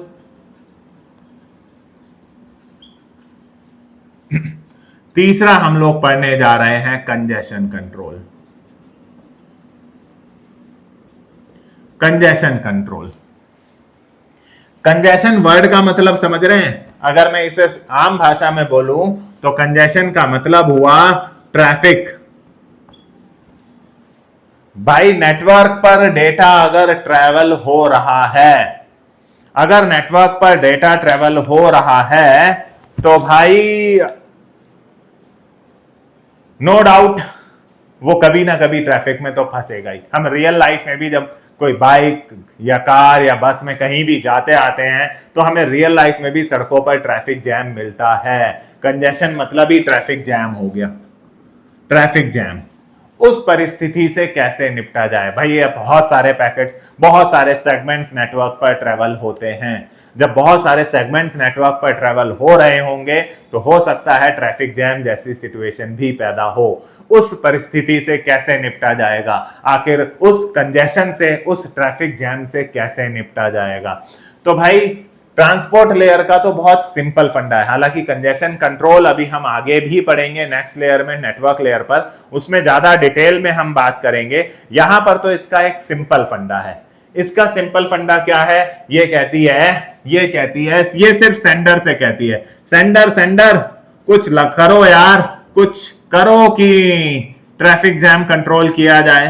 For example slow down हो जाओ भाई, सेंडर तुम थोड़ा स्लो डाउन हो जाओ, सेगमेंट्स को भेजना थोड़ा धीमा कर दो, ऐसे कुछ। इसका जोर जो है इन कंजेशन कंट्रोल का, जो ट्रांसपोर्ट लेयर पर कंजेशन कंट्रोल के लिए इस्तेमाल की जाने वाली टेक्निक्स हैं, ये सिर्फ सेंडर पर लागू होती हैं। देखिए रियल लाइफ में अगर हम लोग बात करें तो अगर ट्रैफिक जैम हो रहा है तो उससे निपटने के 2 उपाय हैं। एक कि अगर ट्रैफिक जैम हो रहा है तो आप घर से ही मत निकलिए, या तो इंतजार करिए अपने घर में बैठ के कि थोड़ा कम होगा तब मैं निकलूंगा, राइट। ये है इसका, ये जो ट्रांसपोर्ट लेयर जो कंजेशन कंट्रोल करती है, इसकी सारी टेक्निक सेंडर पर लगती है। सेंडर भाई तू ही स्लो हो जा, सेंडर भाई तू ही थोड़ी देर के लिए रुक जा, सेंडर भाई तू ऐसा कर ले, सेंडर तू ऐसा कर ले। इसका सारा जोर, इन टेक्निक्स का सारा जोर सेंडर पर एप्लीकेबल है।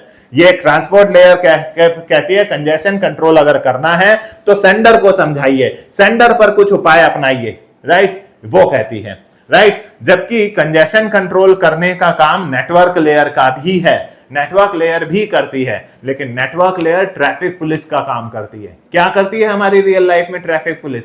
हमारी रियल लाइफ की ट्रैफिक पुलिस जो है वो देखती है अगर कहीं ट्रैफिक जाम हो रहा है तो वहां पहुंचकर कुछ को इधर से निकालो, कुछ को इधर मोड़ो, उस रूट के पहले ही मोड़ से कहीं और लोगों को, ट्रैफिक को मोड़ना, डाइवर्जन कर दो, किसी को इधर मोड़ दो, उधर इस रूट पे और आने मत दो, भीड़ को पिछली लाइट से ही कहीं और ट्रैफिक।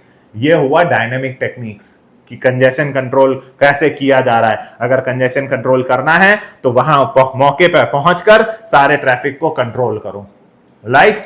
ये कहती है। तो नेटवर्क लेयर पर बेसिकली कंजेशन कंट्रोल ट्रैफिक की शेपिंग करके किया जा रहा है। ट्रैफिक शेपिंग समझ रहे हैं? ट्रैफिक को इधर उधर शेप दिया जा रहा है, पिछली रेड लाइट से उधर मोड़ दो, डाइवर्जन कर दो, बैरिकेड लगा के इधर रोक दो ट्रैफिक जब तक कम नहीं हो रहा, ऐसे कुछ उपाय अपनाना। तो कंजेशन कंट्रोल जो नेटवर्क लेयर करती है वो ट्रैफिक शेपिंग वाले करती है, ये मैदान पे उतर कर पूरे नेटवर्क को कंट्रोल करती है। कुछ इधर पैकेट सेगमेंट्स, इधर चलो उधर चलो, ये करो वो करो, मतलब बहुत टेक्निक्स पढ़ेंगे आप नेटवर्किंग में, leaky bucket algorithm, token bucket algorithms, ये टेक्निक्स हैं जो कंजेशन कंट्रोल को करने के लिए नेटवर्क लेयर लगाती है। ट्रांसपोर्ट लेयर भी कंजेशन कंट्रोल पर टेक्निक्स लगाती है, बट सेंडर से कहती है सेंडर आप कुछ ऐसा कर लो, सेंडर आप ये कर लो, सेंडर आप वो कर लो, यानी सेंडर से कह के उससे ट्रैफिक कंट्रोल कराया जा रहा है। ये टेक्निक्स जो नेटवर्क लेयर पर हैं इन्हें ट्रैफिक शेपिंग टेक्निक्स भी कहा जाता है। ये मैदान में उतर कर ट्रैफिक को कंट्रोल करती हैं। ना ये सेंडर से कुछ कह रही, ना नेटवर्क रिसीवर से कुछ कह रही, मैदान में उतरी हुई हैं, पूरा ट्रैफिक कंट्रोल कर रही हैं, ट्रैफिक को शेप कर रही हैं, डाइवर्जन कर रही हैं, इधर उधर जो भी टेक्निक्स लगा रही हैं, बदली की बकेट, टोकन बकेट, सब की मदद से ट्रैफिक कंट्रोल किया जा रहा है, राइट। सो नेटवर्क लेयर में भी हम कंजेशन कंट्रोल पढ़ेंगे। उम्मीद है आपको समझ में आ गया होगा। चलिए अब नंबर 4 पर बात करते हैं, राइट। इसका अगला काम है कि अगर मान लीजिए, अच्छा रीट्रांसमिशन तो मैंने बता दिया कि अगर आपका पैकेट लॉस्ट हो गया या डैमेज हो गया तो रीट्रांसमिशन भी करवाएगी। तो retransmission, error control and retransmission में यहां लिखना भूल गया। सो रीट्रांसमिशन भी यही होता है। आप आगे टेक्निक्स पढ़ेंगे, ARQ वगैरह की टेक्निक्स पढ़ेंगे जहां आप देखेंगे कि रीट्रांसमिशन कैसे होता है। अब बात करते हैं यहां पर ट्रांसपोर्ट लेयर की एक और काम की, राइट, फ्लो कंट्रोल, राइट। देखिए अगर सेंडर जो डेटा भेज रहा है उसकी स्पीड है मान लीजिए 100 किलोबाइट पर सेकंड भेजने की, सेंडर की स्पीड है 100 किलोबाइट भेजने की, और रिसीवर की कंज्यूम करने की जो स्पीड है वो 25 किलोबाइट पर सेकंड की है।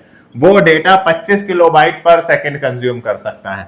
तो भाई यहां से जब डेटा यहां ट्रेवल करेगा तो कुछ ही समय में इधर यहां पर ट्रैफिक जैम हो जाएगा, यहां कंजेशन हो जाएगा, पैकेट्स का कंजेशन होगा ही होगा, क्योंकि उसकी सेंडर की स्पीड जो है वो ग्रेटर देन है रिसीवर की स्पीड से। तो भाई कंजेशन तो होगा ही होगा, क्योंकि वो बेचारा 25 किलोबाइट एक सेकंड में कंज्यूम कर रहा है और आप 100 किलोबाइट भेज रहे हैं।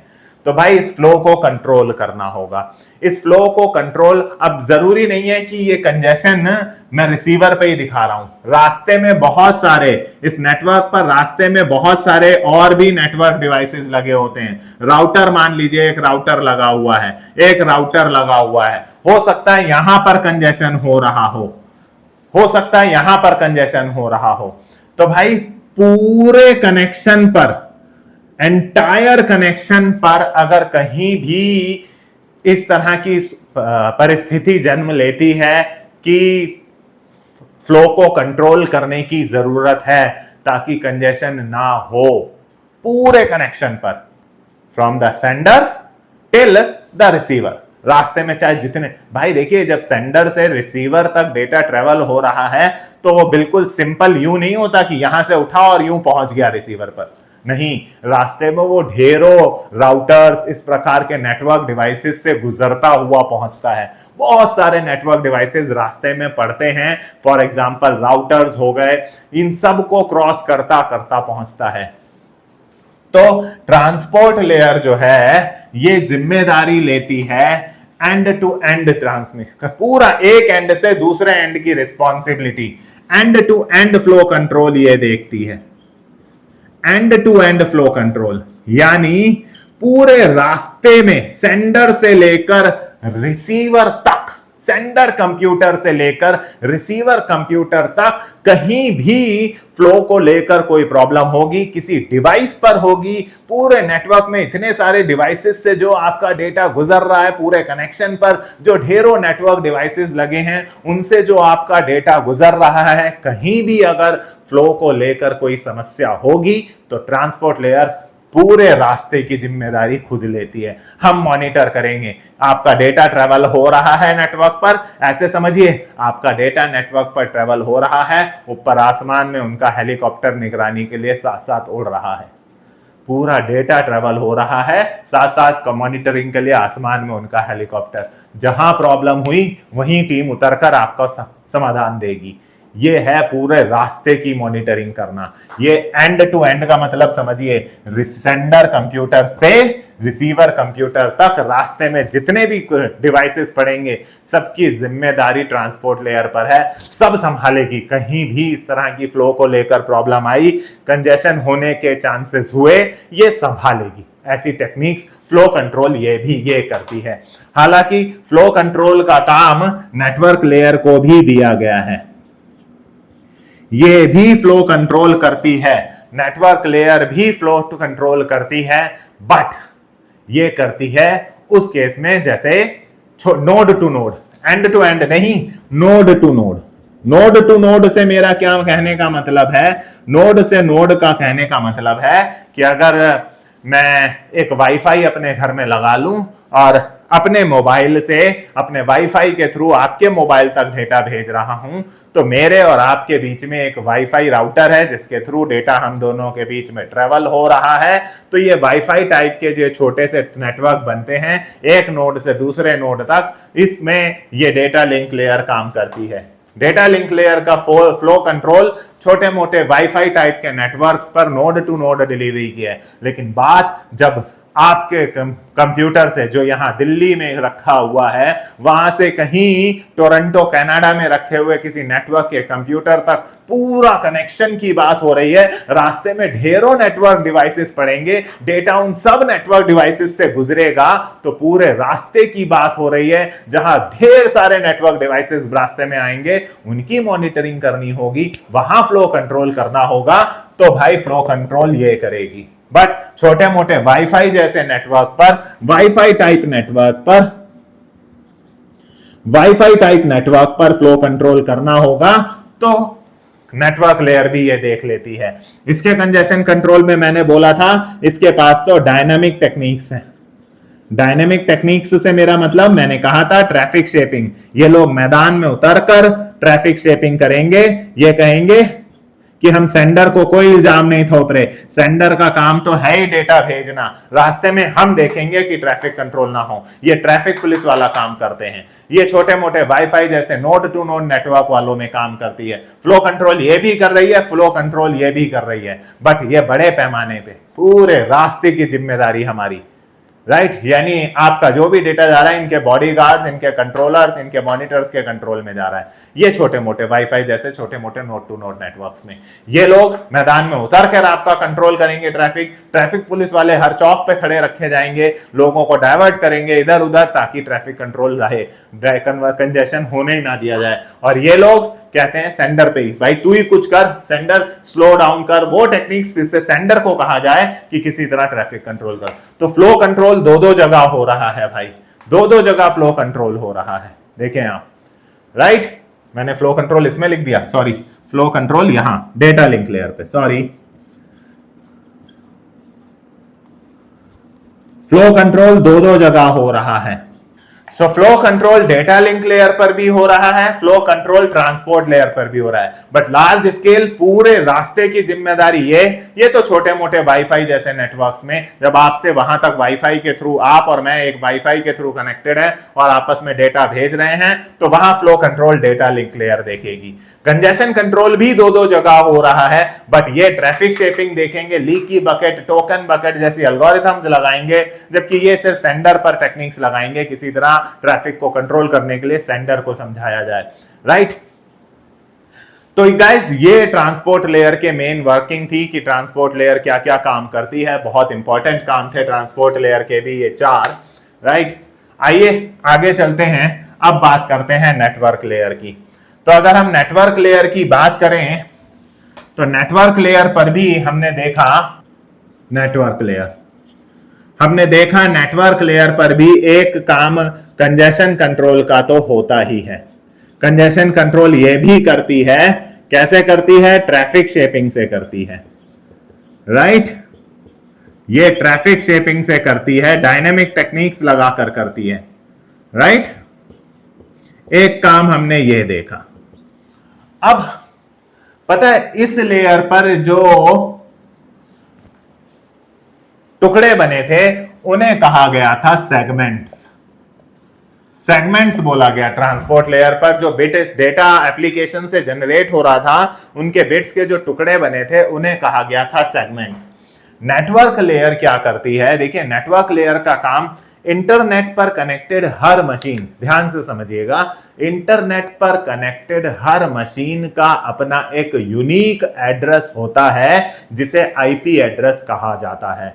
इंटरनेट पर अगर एक मशीन को दूसरी मशीन से कम्युनिकेट करना है तो दोनों मशीन के पास अपना एक यूनिक एड्रेस होना चाहिए जिसे आईपी एड्रेस कहा जाता है। बिना आईपी एड्रेस के कोई भी एक मशीन इंटरनेट पर कम्युनिकेट कर ही नहीं सकती, ना ही वो रिसीव कर सकती है। इसे आप ऐसे समझें कि अगर इस दुनिया में आपका अपना एक घर है, उस घर का अपना एक यूनिक एड्रेस है, तभी आपके घर तक चिट्ठी पहुंच पाएगी, हमारा लेटर, हमारा पार्सल, हमारा डॉक्यूमेंट आपके घर तक पहुंच पाएगा।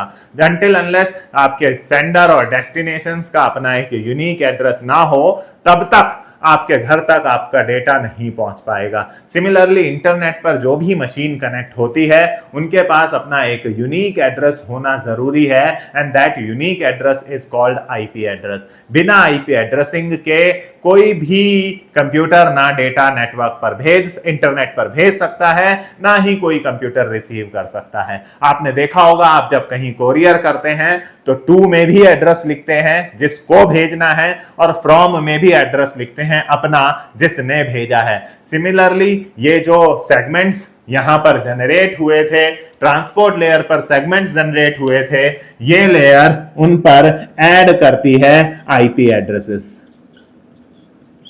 आईपी एड्रेसेस ये लेयर उन पर ऐड करती है। लॉजिकल एड्रेसिंग भी कहा जाता है इसे, राइट। सो लॉजिकल एड्रेसिंग करती है, आईपी एड्रेसेस ऐड करती है। इस लेयर का काम आपके उन सेगमेंट्स पर आईपी एड्रेसेस ऐड करना होता है, और आईपी एड्रेसेस ऐड करने के बाद वो सेगमेंट्स जो ट्रांसपोर्ट लेयर पर सेगमेंट्स कहला रहे थे, टुकड़े कहला रहे थे, इस लेयर ने उन्हें अपना नया नाम दे दिया। इस लेयर पर उन्हें कहा जाने लगा पैकेट्स। आईपी एड्रेसेस ऐड करने के बाद वो सेगमेंट्स अब पैकेट्स बन गए। अब वो पैकेट्स हो गए गाइस, राइट। अब यहां उन सेगमेंट्स को, मतलब उन सेगमेंट्स में अब कुछ नई इंफॉर्मेशन ऐड हो गई तो नाम बदल गया भाई। इस लेयर ने नया नाम दे दिया, इस लेयर ने उन्हें नाम दे दिया पैकेट्स। तो अब मैं इस लेयर पर उन्हें सेगमेंट्स ना बोल करके पैकेट्स बोलूंगा, क्योंकि उन पे आईपी एड्रेस ऐड हो गया।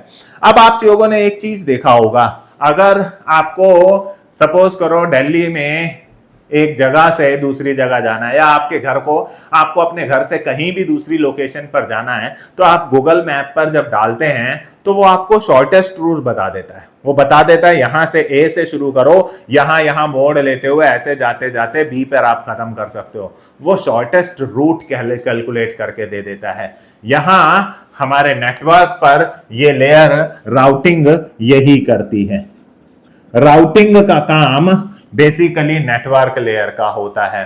ये जानती है कि एक सेंडर से डेस्टिनेशन तक जाने के मल्टीपल वेज होते हैं, मल्टीपल पाथ होते हैं।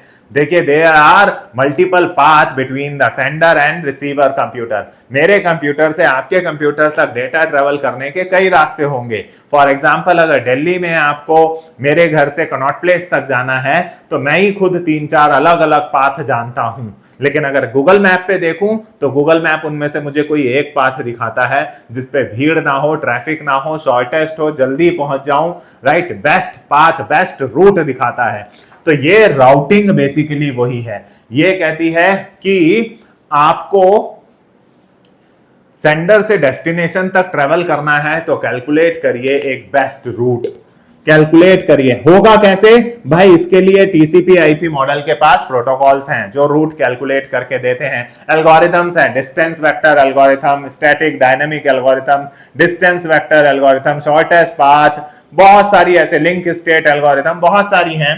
सो कैलकुलेट कीजिएगा शॉर्टेस्ट, या बेस्ट जो आपको कहना हो route between sender and destination.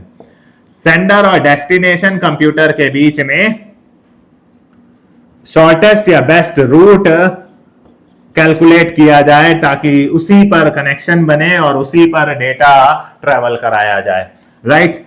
So sender और डेस्टिनेशन कंप्यूटर्स के बीच में जो बेस्ट या शॉर्टेस्ट रूट होता है वो कैलकुलेट करने का काम नेटवर्क लेयर देखती है ताकि उसी के थ्रू डेटा फर्दर आगे ट्रेवल कराया जाए, राइट।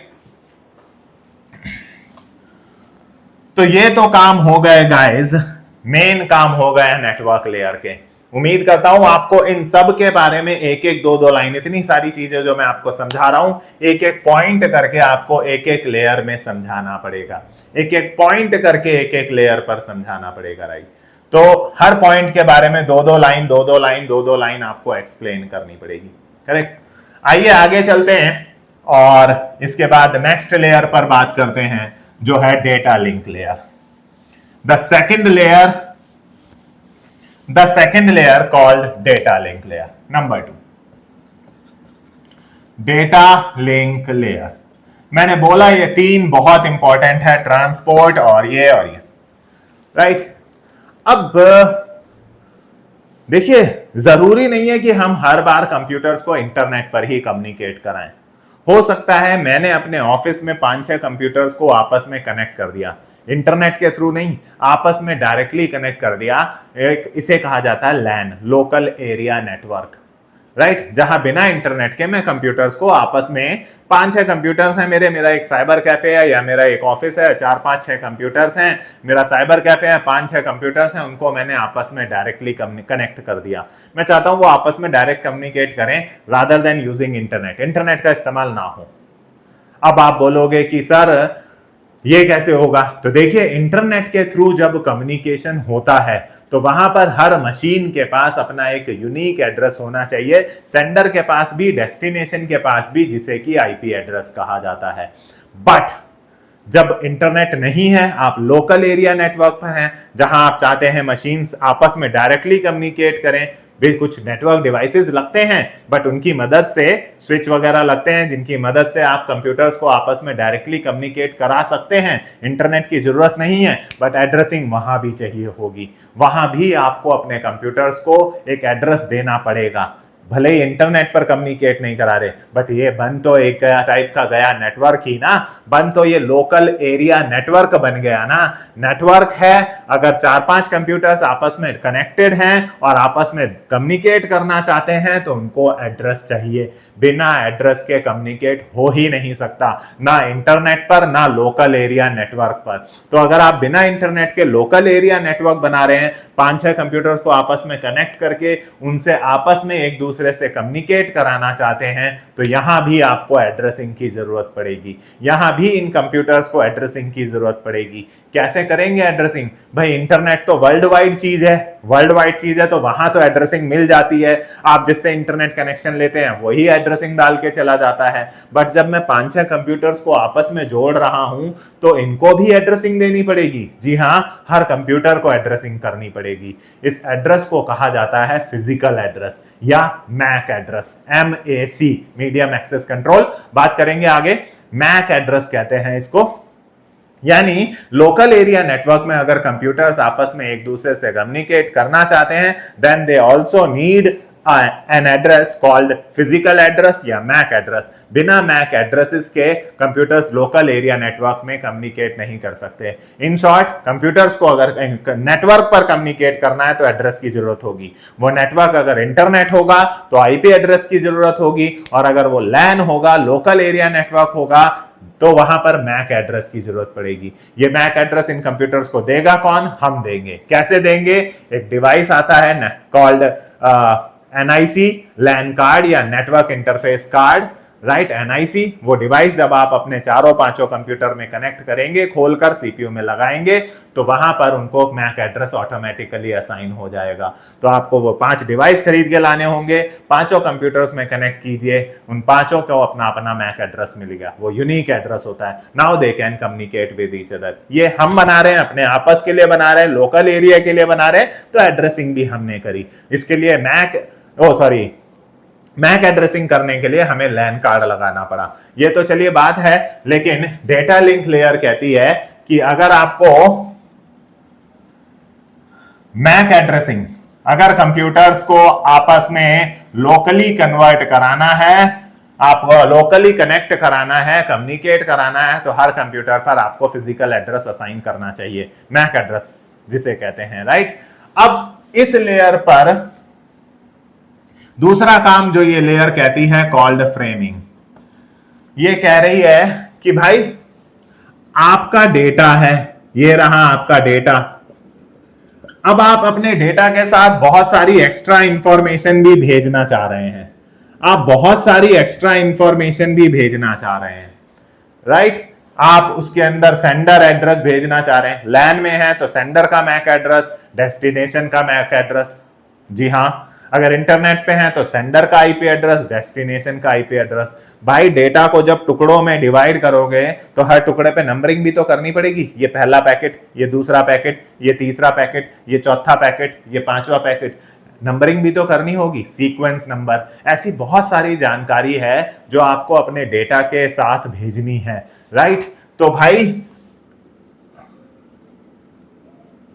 आपके डेटा के आगे एक और एक्स्ट्रा चीज जोड़ी जाती है जिसे कहा जाता है हेडर। हेडर, राइट, हेडर, और पीछे भी जोड़ते हैं कोई कोई तो, जिसे कहा जाता है ट्रेलर, राइट। मोस्टली तो हेडर का ही यूज होता है। इस हेडर के अंदर वो सारी इंफॉर्मेशन होती है जो हमें रिक्वायर्ड होती है for data transmission, during data transmission. तो अपने डेटा के साथ हेडर जोड़ना, डेटा ट्रांसफर के दौरान वो सारी इंफॉर्मेशन डेटा के साथ ऐड करनी होती है। तो ये अब पूरा कहलाता है एक फ्रेम। अब ये फ्रेम बन गया। इस लेयर पर जब आपने अपने डेटा के साथ एक एक्स्ट्रा हिस्सा, उसका फ्रंट जोड़ दिया जिसके अंदर वो सारी इंफॉर्मेशन आपने डाल दी, ये कॉन्सेप्ट कहलाता है framing. This concept is called framing. जहां और भी बहुत सारी जानकारी डाली जाती है, इस हेडर में बहुत सारी इंफॉर्मेशन होती है। अभी के लिए तो आप इतना समझ सकते हैं कि हर पैकेट का सीक्वेंस नंबर होता है, सेंडर का एड्रेस होता है, डेस्टिनेशन का एड्रेस होता है, आगे चल के आप पढ़ेंगे चेकसम होता है, बहुत सारी चीजें हैं, राइट। धीरे धीरे जब आप इनको नेटवर्किंग में और डिटेल में जाएंगे तो आपको ये पढ़ने को मिलेगी। सो फ्रेमिंग का मतलब हुआ अपने पैकेट का एक पूरा खांचा बनाना, एक पूरा फ्रेम बनाना, अपने डेटा के आगे एक हेडर पार्ट जोड़ देना। यानी अब अगर आपसे कोई बोले कि एक पैकेट होता कैसा है, तो भाई एक पैकेट का दो पार्ट्स होते हैं, एक डेटा पार्ट होता है और एक हेडर पार्ट होता है। ध्यान रखिएगा, इस हेडर में वो सारी इंफॉर्मेशन होती है जो डेटा को ट्रेवल कराने के लिए जरूरी होती है, और आपका डेटा यहां रखा होता है। ये सारा डेटा इंक्रिप्टेड होता है, ये मैं आपको पहले ही बता चुका हूं। कंप्रेस्ड होता है, ये मैं आपको पहले ही बता चुका हूं। अब इसके साथ और कोई छेड़छाड़ नहीं होगी। बाकी कोई भी जानकारी रखनी है इस हेडर पार्ट में रखिए। इस कॉन्सेप्ट को जब आपके डेटा के साथ हेडर जोड़ दिया गया, आवश्यक बहुत सारी जानकारी इसमें डाल दी गई। This concept is known as framing. और इस लेयर पर आने के बाद, डेटा लिंक लेयर पर आने के बाद, वो कहलाता है फ्रेम। पैकेट्स अब फ्रेम्स कहलाएंगे, यहां वो फ्रेम्स कहलाएंगे, राइट, फ्रेम्स कहलाएंगे। फिर मैंने आपको बोला कि फ्लो कंट्रोल भी करता है ये लेयर, फ्लो कंट्रोल भी करती है, नोड टू नोड करती है, जैसे वाईफाई जैसे छोटे नेटवर्क्स में काम आती है। एग्जाम्पल के लिए वाईफाई नेटवर्क, राइट, जहां मैं और आप डायरेक्टली एक वाईफाई से कनेक्ट होकर कम्युनिकेट कर रहे हैं, तो वहां फ्लो कंट्रोल ये देखेगी। हाँ, जब डेटा पूरे कनेक्शन पर भेजना हो, सेंडर से एंड रिसीवर तक पूरे नेटवर्क डिवाइसेस के थ्रू गुजर रहा हो, वहां पूरी मॉनिटरिंग करके फ्लो कंट्रोल करना हो, तो वो ट्रांसपोर्ट लेयर का काम था, राइट। अब आते हैं यहां पर एक और काम देखने, called error detection. Error detection, भाई आप लोग बहुत सारी टेक्निक्स आप लोग पढ़ेंगे नेटवर्किंग में एरर डिटेक्शन के लिए। एरर डिटेक्शन के लिए कुछ टेक्निक्स यूज की जाती हैं, जैसे चेकसम हुआ, सीआरसी हुआ, पैरिटी बिट हुआ, ऐसी बहुत सारी टेक्निक्स पढ़ाई जाती हैं जिनकी मदद से आपके पास सेंडर और रिसीवर या रिसीवर ये चेक कर पाता है कि उसके पास ये जो पैकेट आया है उसमें ये जो डेटा आया है ये सही है या उसमें गड़बड़ी हो गई है। देखिए, भगवान ने आपको ये दो आंखें दी हैं जिनकी मदद से आप किसी भी चीज को सही या गलत बता सकते हैं। आप कह सकते हैं ये सही है या गलत है। फॉर एग्जाम्पल, अगर मैंने लिखा हेलो, ये हेलो है, आप तुरंत बता देंगे कि सर ने स्पेलिंग गलत लिखी है, क्योंकि भगवान ने आपको आईज दी हैं जिससे पढ़कर आपने बता दिया कि सर ये जो आपका डेटा है जिसमें आपने हेलो लिखा है इसकी स्पेलिंग गलत है। बट यार, रिसीवर कंप्यूटर को कैसे पता चलेगा? रिसीवर कंप्यूटर कैसे पता लगाएगा whether the received data is correct और नॉट?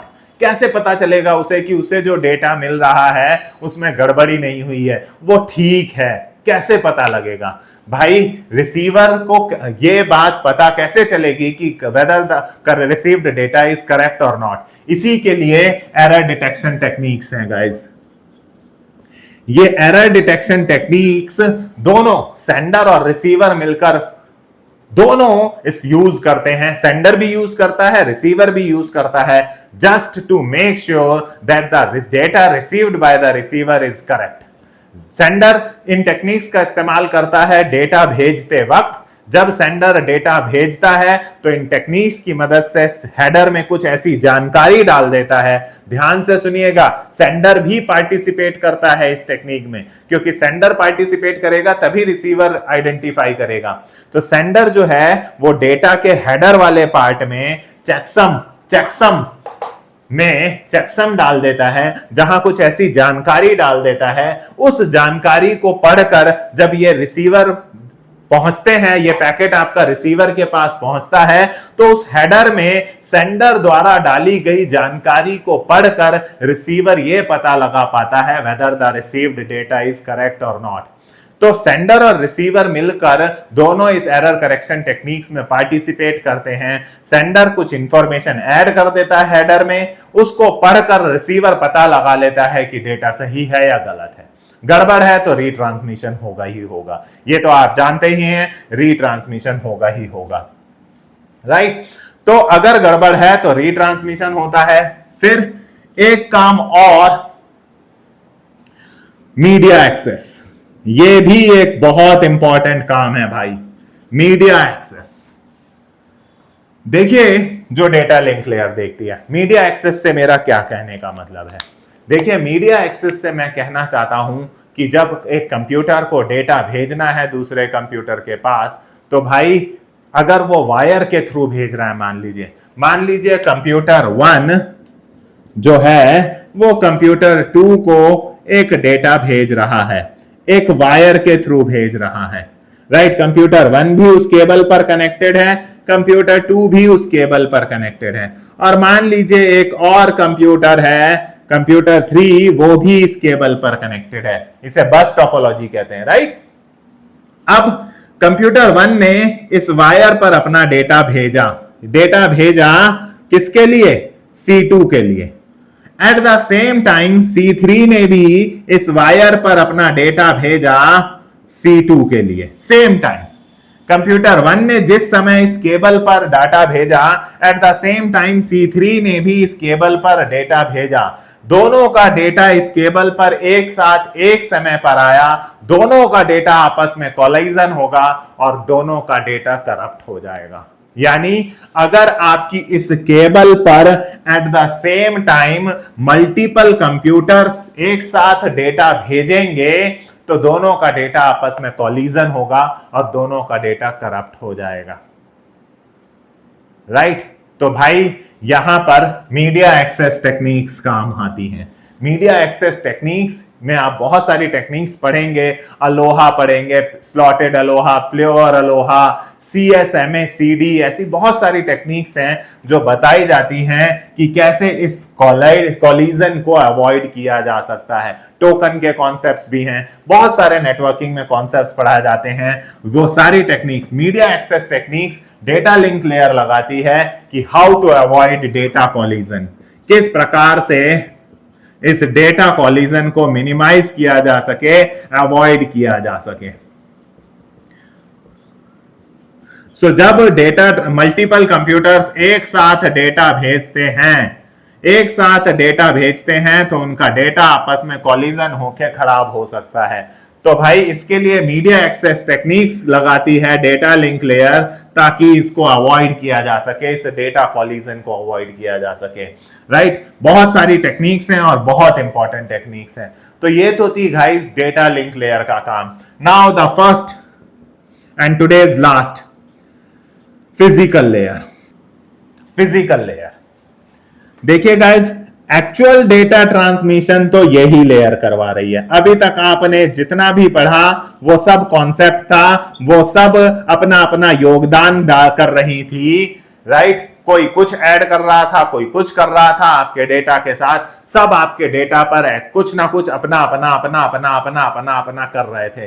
किसी ने भेजा नहीं, कोई कह रहा था मैं एरर संभाल लूंगा, कोई कह रहा था डेटा में गड़बड़ होगी मैं वो देख लूंगा, कोई कह रहा है रीट्रांसमिशन देख लूंगा, कोई कह रहा है मैं फ्लो कंट्रोल कर लूंगा, कोई कह रहा है मैं कंजेशन कंट्रोल कर दूंगा। भेजने की जिम्मेदारी किसकी? ये लेयर है जहां पर actual data transmission takes place होता है। ये वो लेयर है जहां पर एक्चुअल डेटा ट्रांसमिशन होता है। बेसिकली आपके डेटा को सिग्नल्स में कन्वर्ट करने का काम, आपके डेटा को सिग्नल्स में कन्वर्ट किया जाता है, क्योंकि नेटवर्क पर तो ट्रेवल सिग्नल्स ही होंगे और फिर ये सिग्नल्स फर्दर ट्रांसमिट किए जाते हैं नेटवर्क पर। ये सिग्नल्स फर्दर नेटवर्क पर ट्रांसमिट किए जाते हैं। ये जो प्रक्रिया है इसे ये लोग एनकोडिंग कहते हैं। ये काम एनकोडिंग कहलाता है और ये काम फिजिकल लेयर करती है। आपने अभी तक जितने सब चीजें करी, एक्चुअल में वो ट्रेवल तो सिग्नल्स की फॉर्म में होगा। वो सारा डेटा नेटवर्क पर जाएगा सिग्नल्स की फॉर्म में। सिग्नल्स ही तो ट्रेवल करते हैं, आपके मोबाइल में भी सिग्नल्स ही आते हैं। तो आपके डेटा को, आपके वो ये जो फ्रेम्स यहां बन चुके हैं, ये सारे काम होकर फ्रेम्स यहां जो बन चुके हैं, उन्हें अब सिर्फ सबने अपना अपना, इस लेयर को आखिरी में पढ़ा क्यों रहा हूं, सबने अपना अपना काम कर दिया है। अब सब कुछ हो गया है, अब भेजा जाए। इसीलिए सबसे लास्ट में फिजिकल लेयर बताई जाती है कि भेजा जाए। तो ये सबका जो काम इकट्ठा हो चुका है, ये जो फ्रेम्स बन गए हैं, अब इनको सिग्नल्स में कन्वर्ट करके नेटवर्क पर भेजा जाए। दूसरे एंड पर इन सिग्नल्स को वापस से इन नेटवर्क से लेकर इन सिग्नल्स को वापस डेटा में कन्वर्ट किया जाएगा। इसे डिकोडिंग कहा जाएगा। सो एनकोडिंग और डिकोडिंग का काम फिजिकल लेयर देखती है। इतना ही नहीं, जो आप लोग केबल्स वगैरह वायर्स वगैरह कनेक्ट करते हैं, ये उन वायर्स का काम भी फिजिकल लेयर ही देखती है।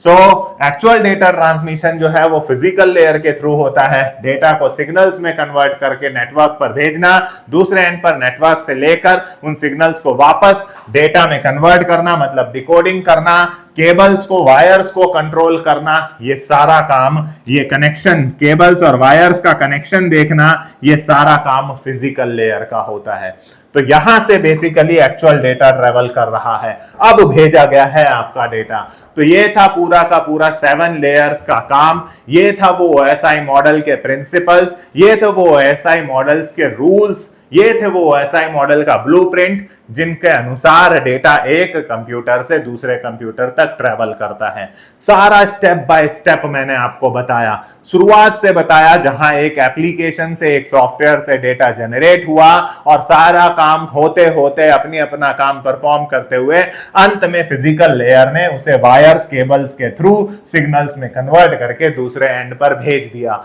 दूसरे एंड पर अब ये सारा प्रोसेस रिवर्स होता हुआ चला जाएगा और वापस एप्लीकेशन तक आपका एक्चुअल डेटा पहुंच जाएगा। दूसरे एंड यहां पे फिजिकल लेयर ने भेजा, दूसरे एंड पर फिजिकल लेयर ने रिसीव करा और अब वो रिवर्स प्रोसेस एनकोडिंग का डिकोडिंग करेगी, फ्रेम्स में से डेटा चेक करेगी, उल्टा रिवर्स प्रोसेस करते करते करते करते करते करते वापस इस तरफ इंक्रिप्शन हुआ था, इधर प्रेजेंटेशन लेयर डिक्रिप्शन करेगी और फिर वापस डीकंप्रेस करेगी, फॉर्मेट ट्रांसलेट करके वापस उस व्हाट्सएप एप्लीकेशन को देगी। ये पूरा प्रोसेस रिसीविंग साइड पर सेम मैनर में रिवर्स ऑर्डर में होगा और तब जाके वहां पर आपके एप्लीकेशन को डेटा डिलीवर होगा। तो ये था गाइस OSI का पूरा थ्योरेटिकल एक्सप्लेनेशन, कैसे डेटा ट्रेवल करता है, इन सब को इंप्लीमेंट किया है टीसीपी आईपी मॉडल ने।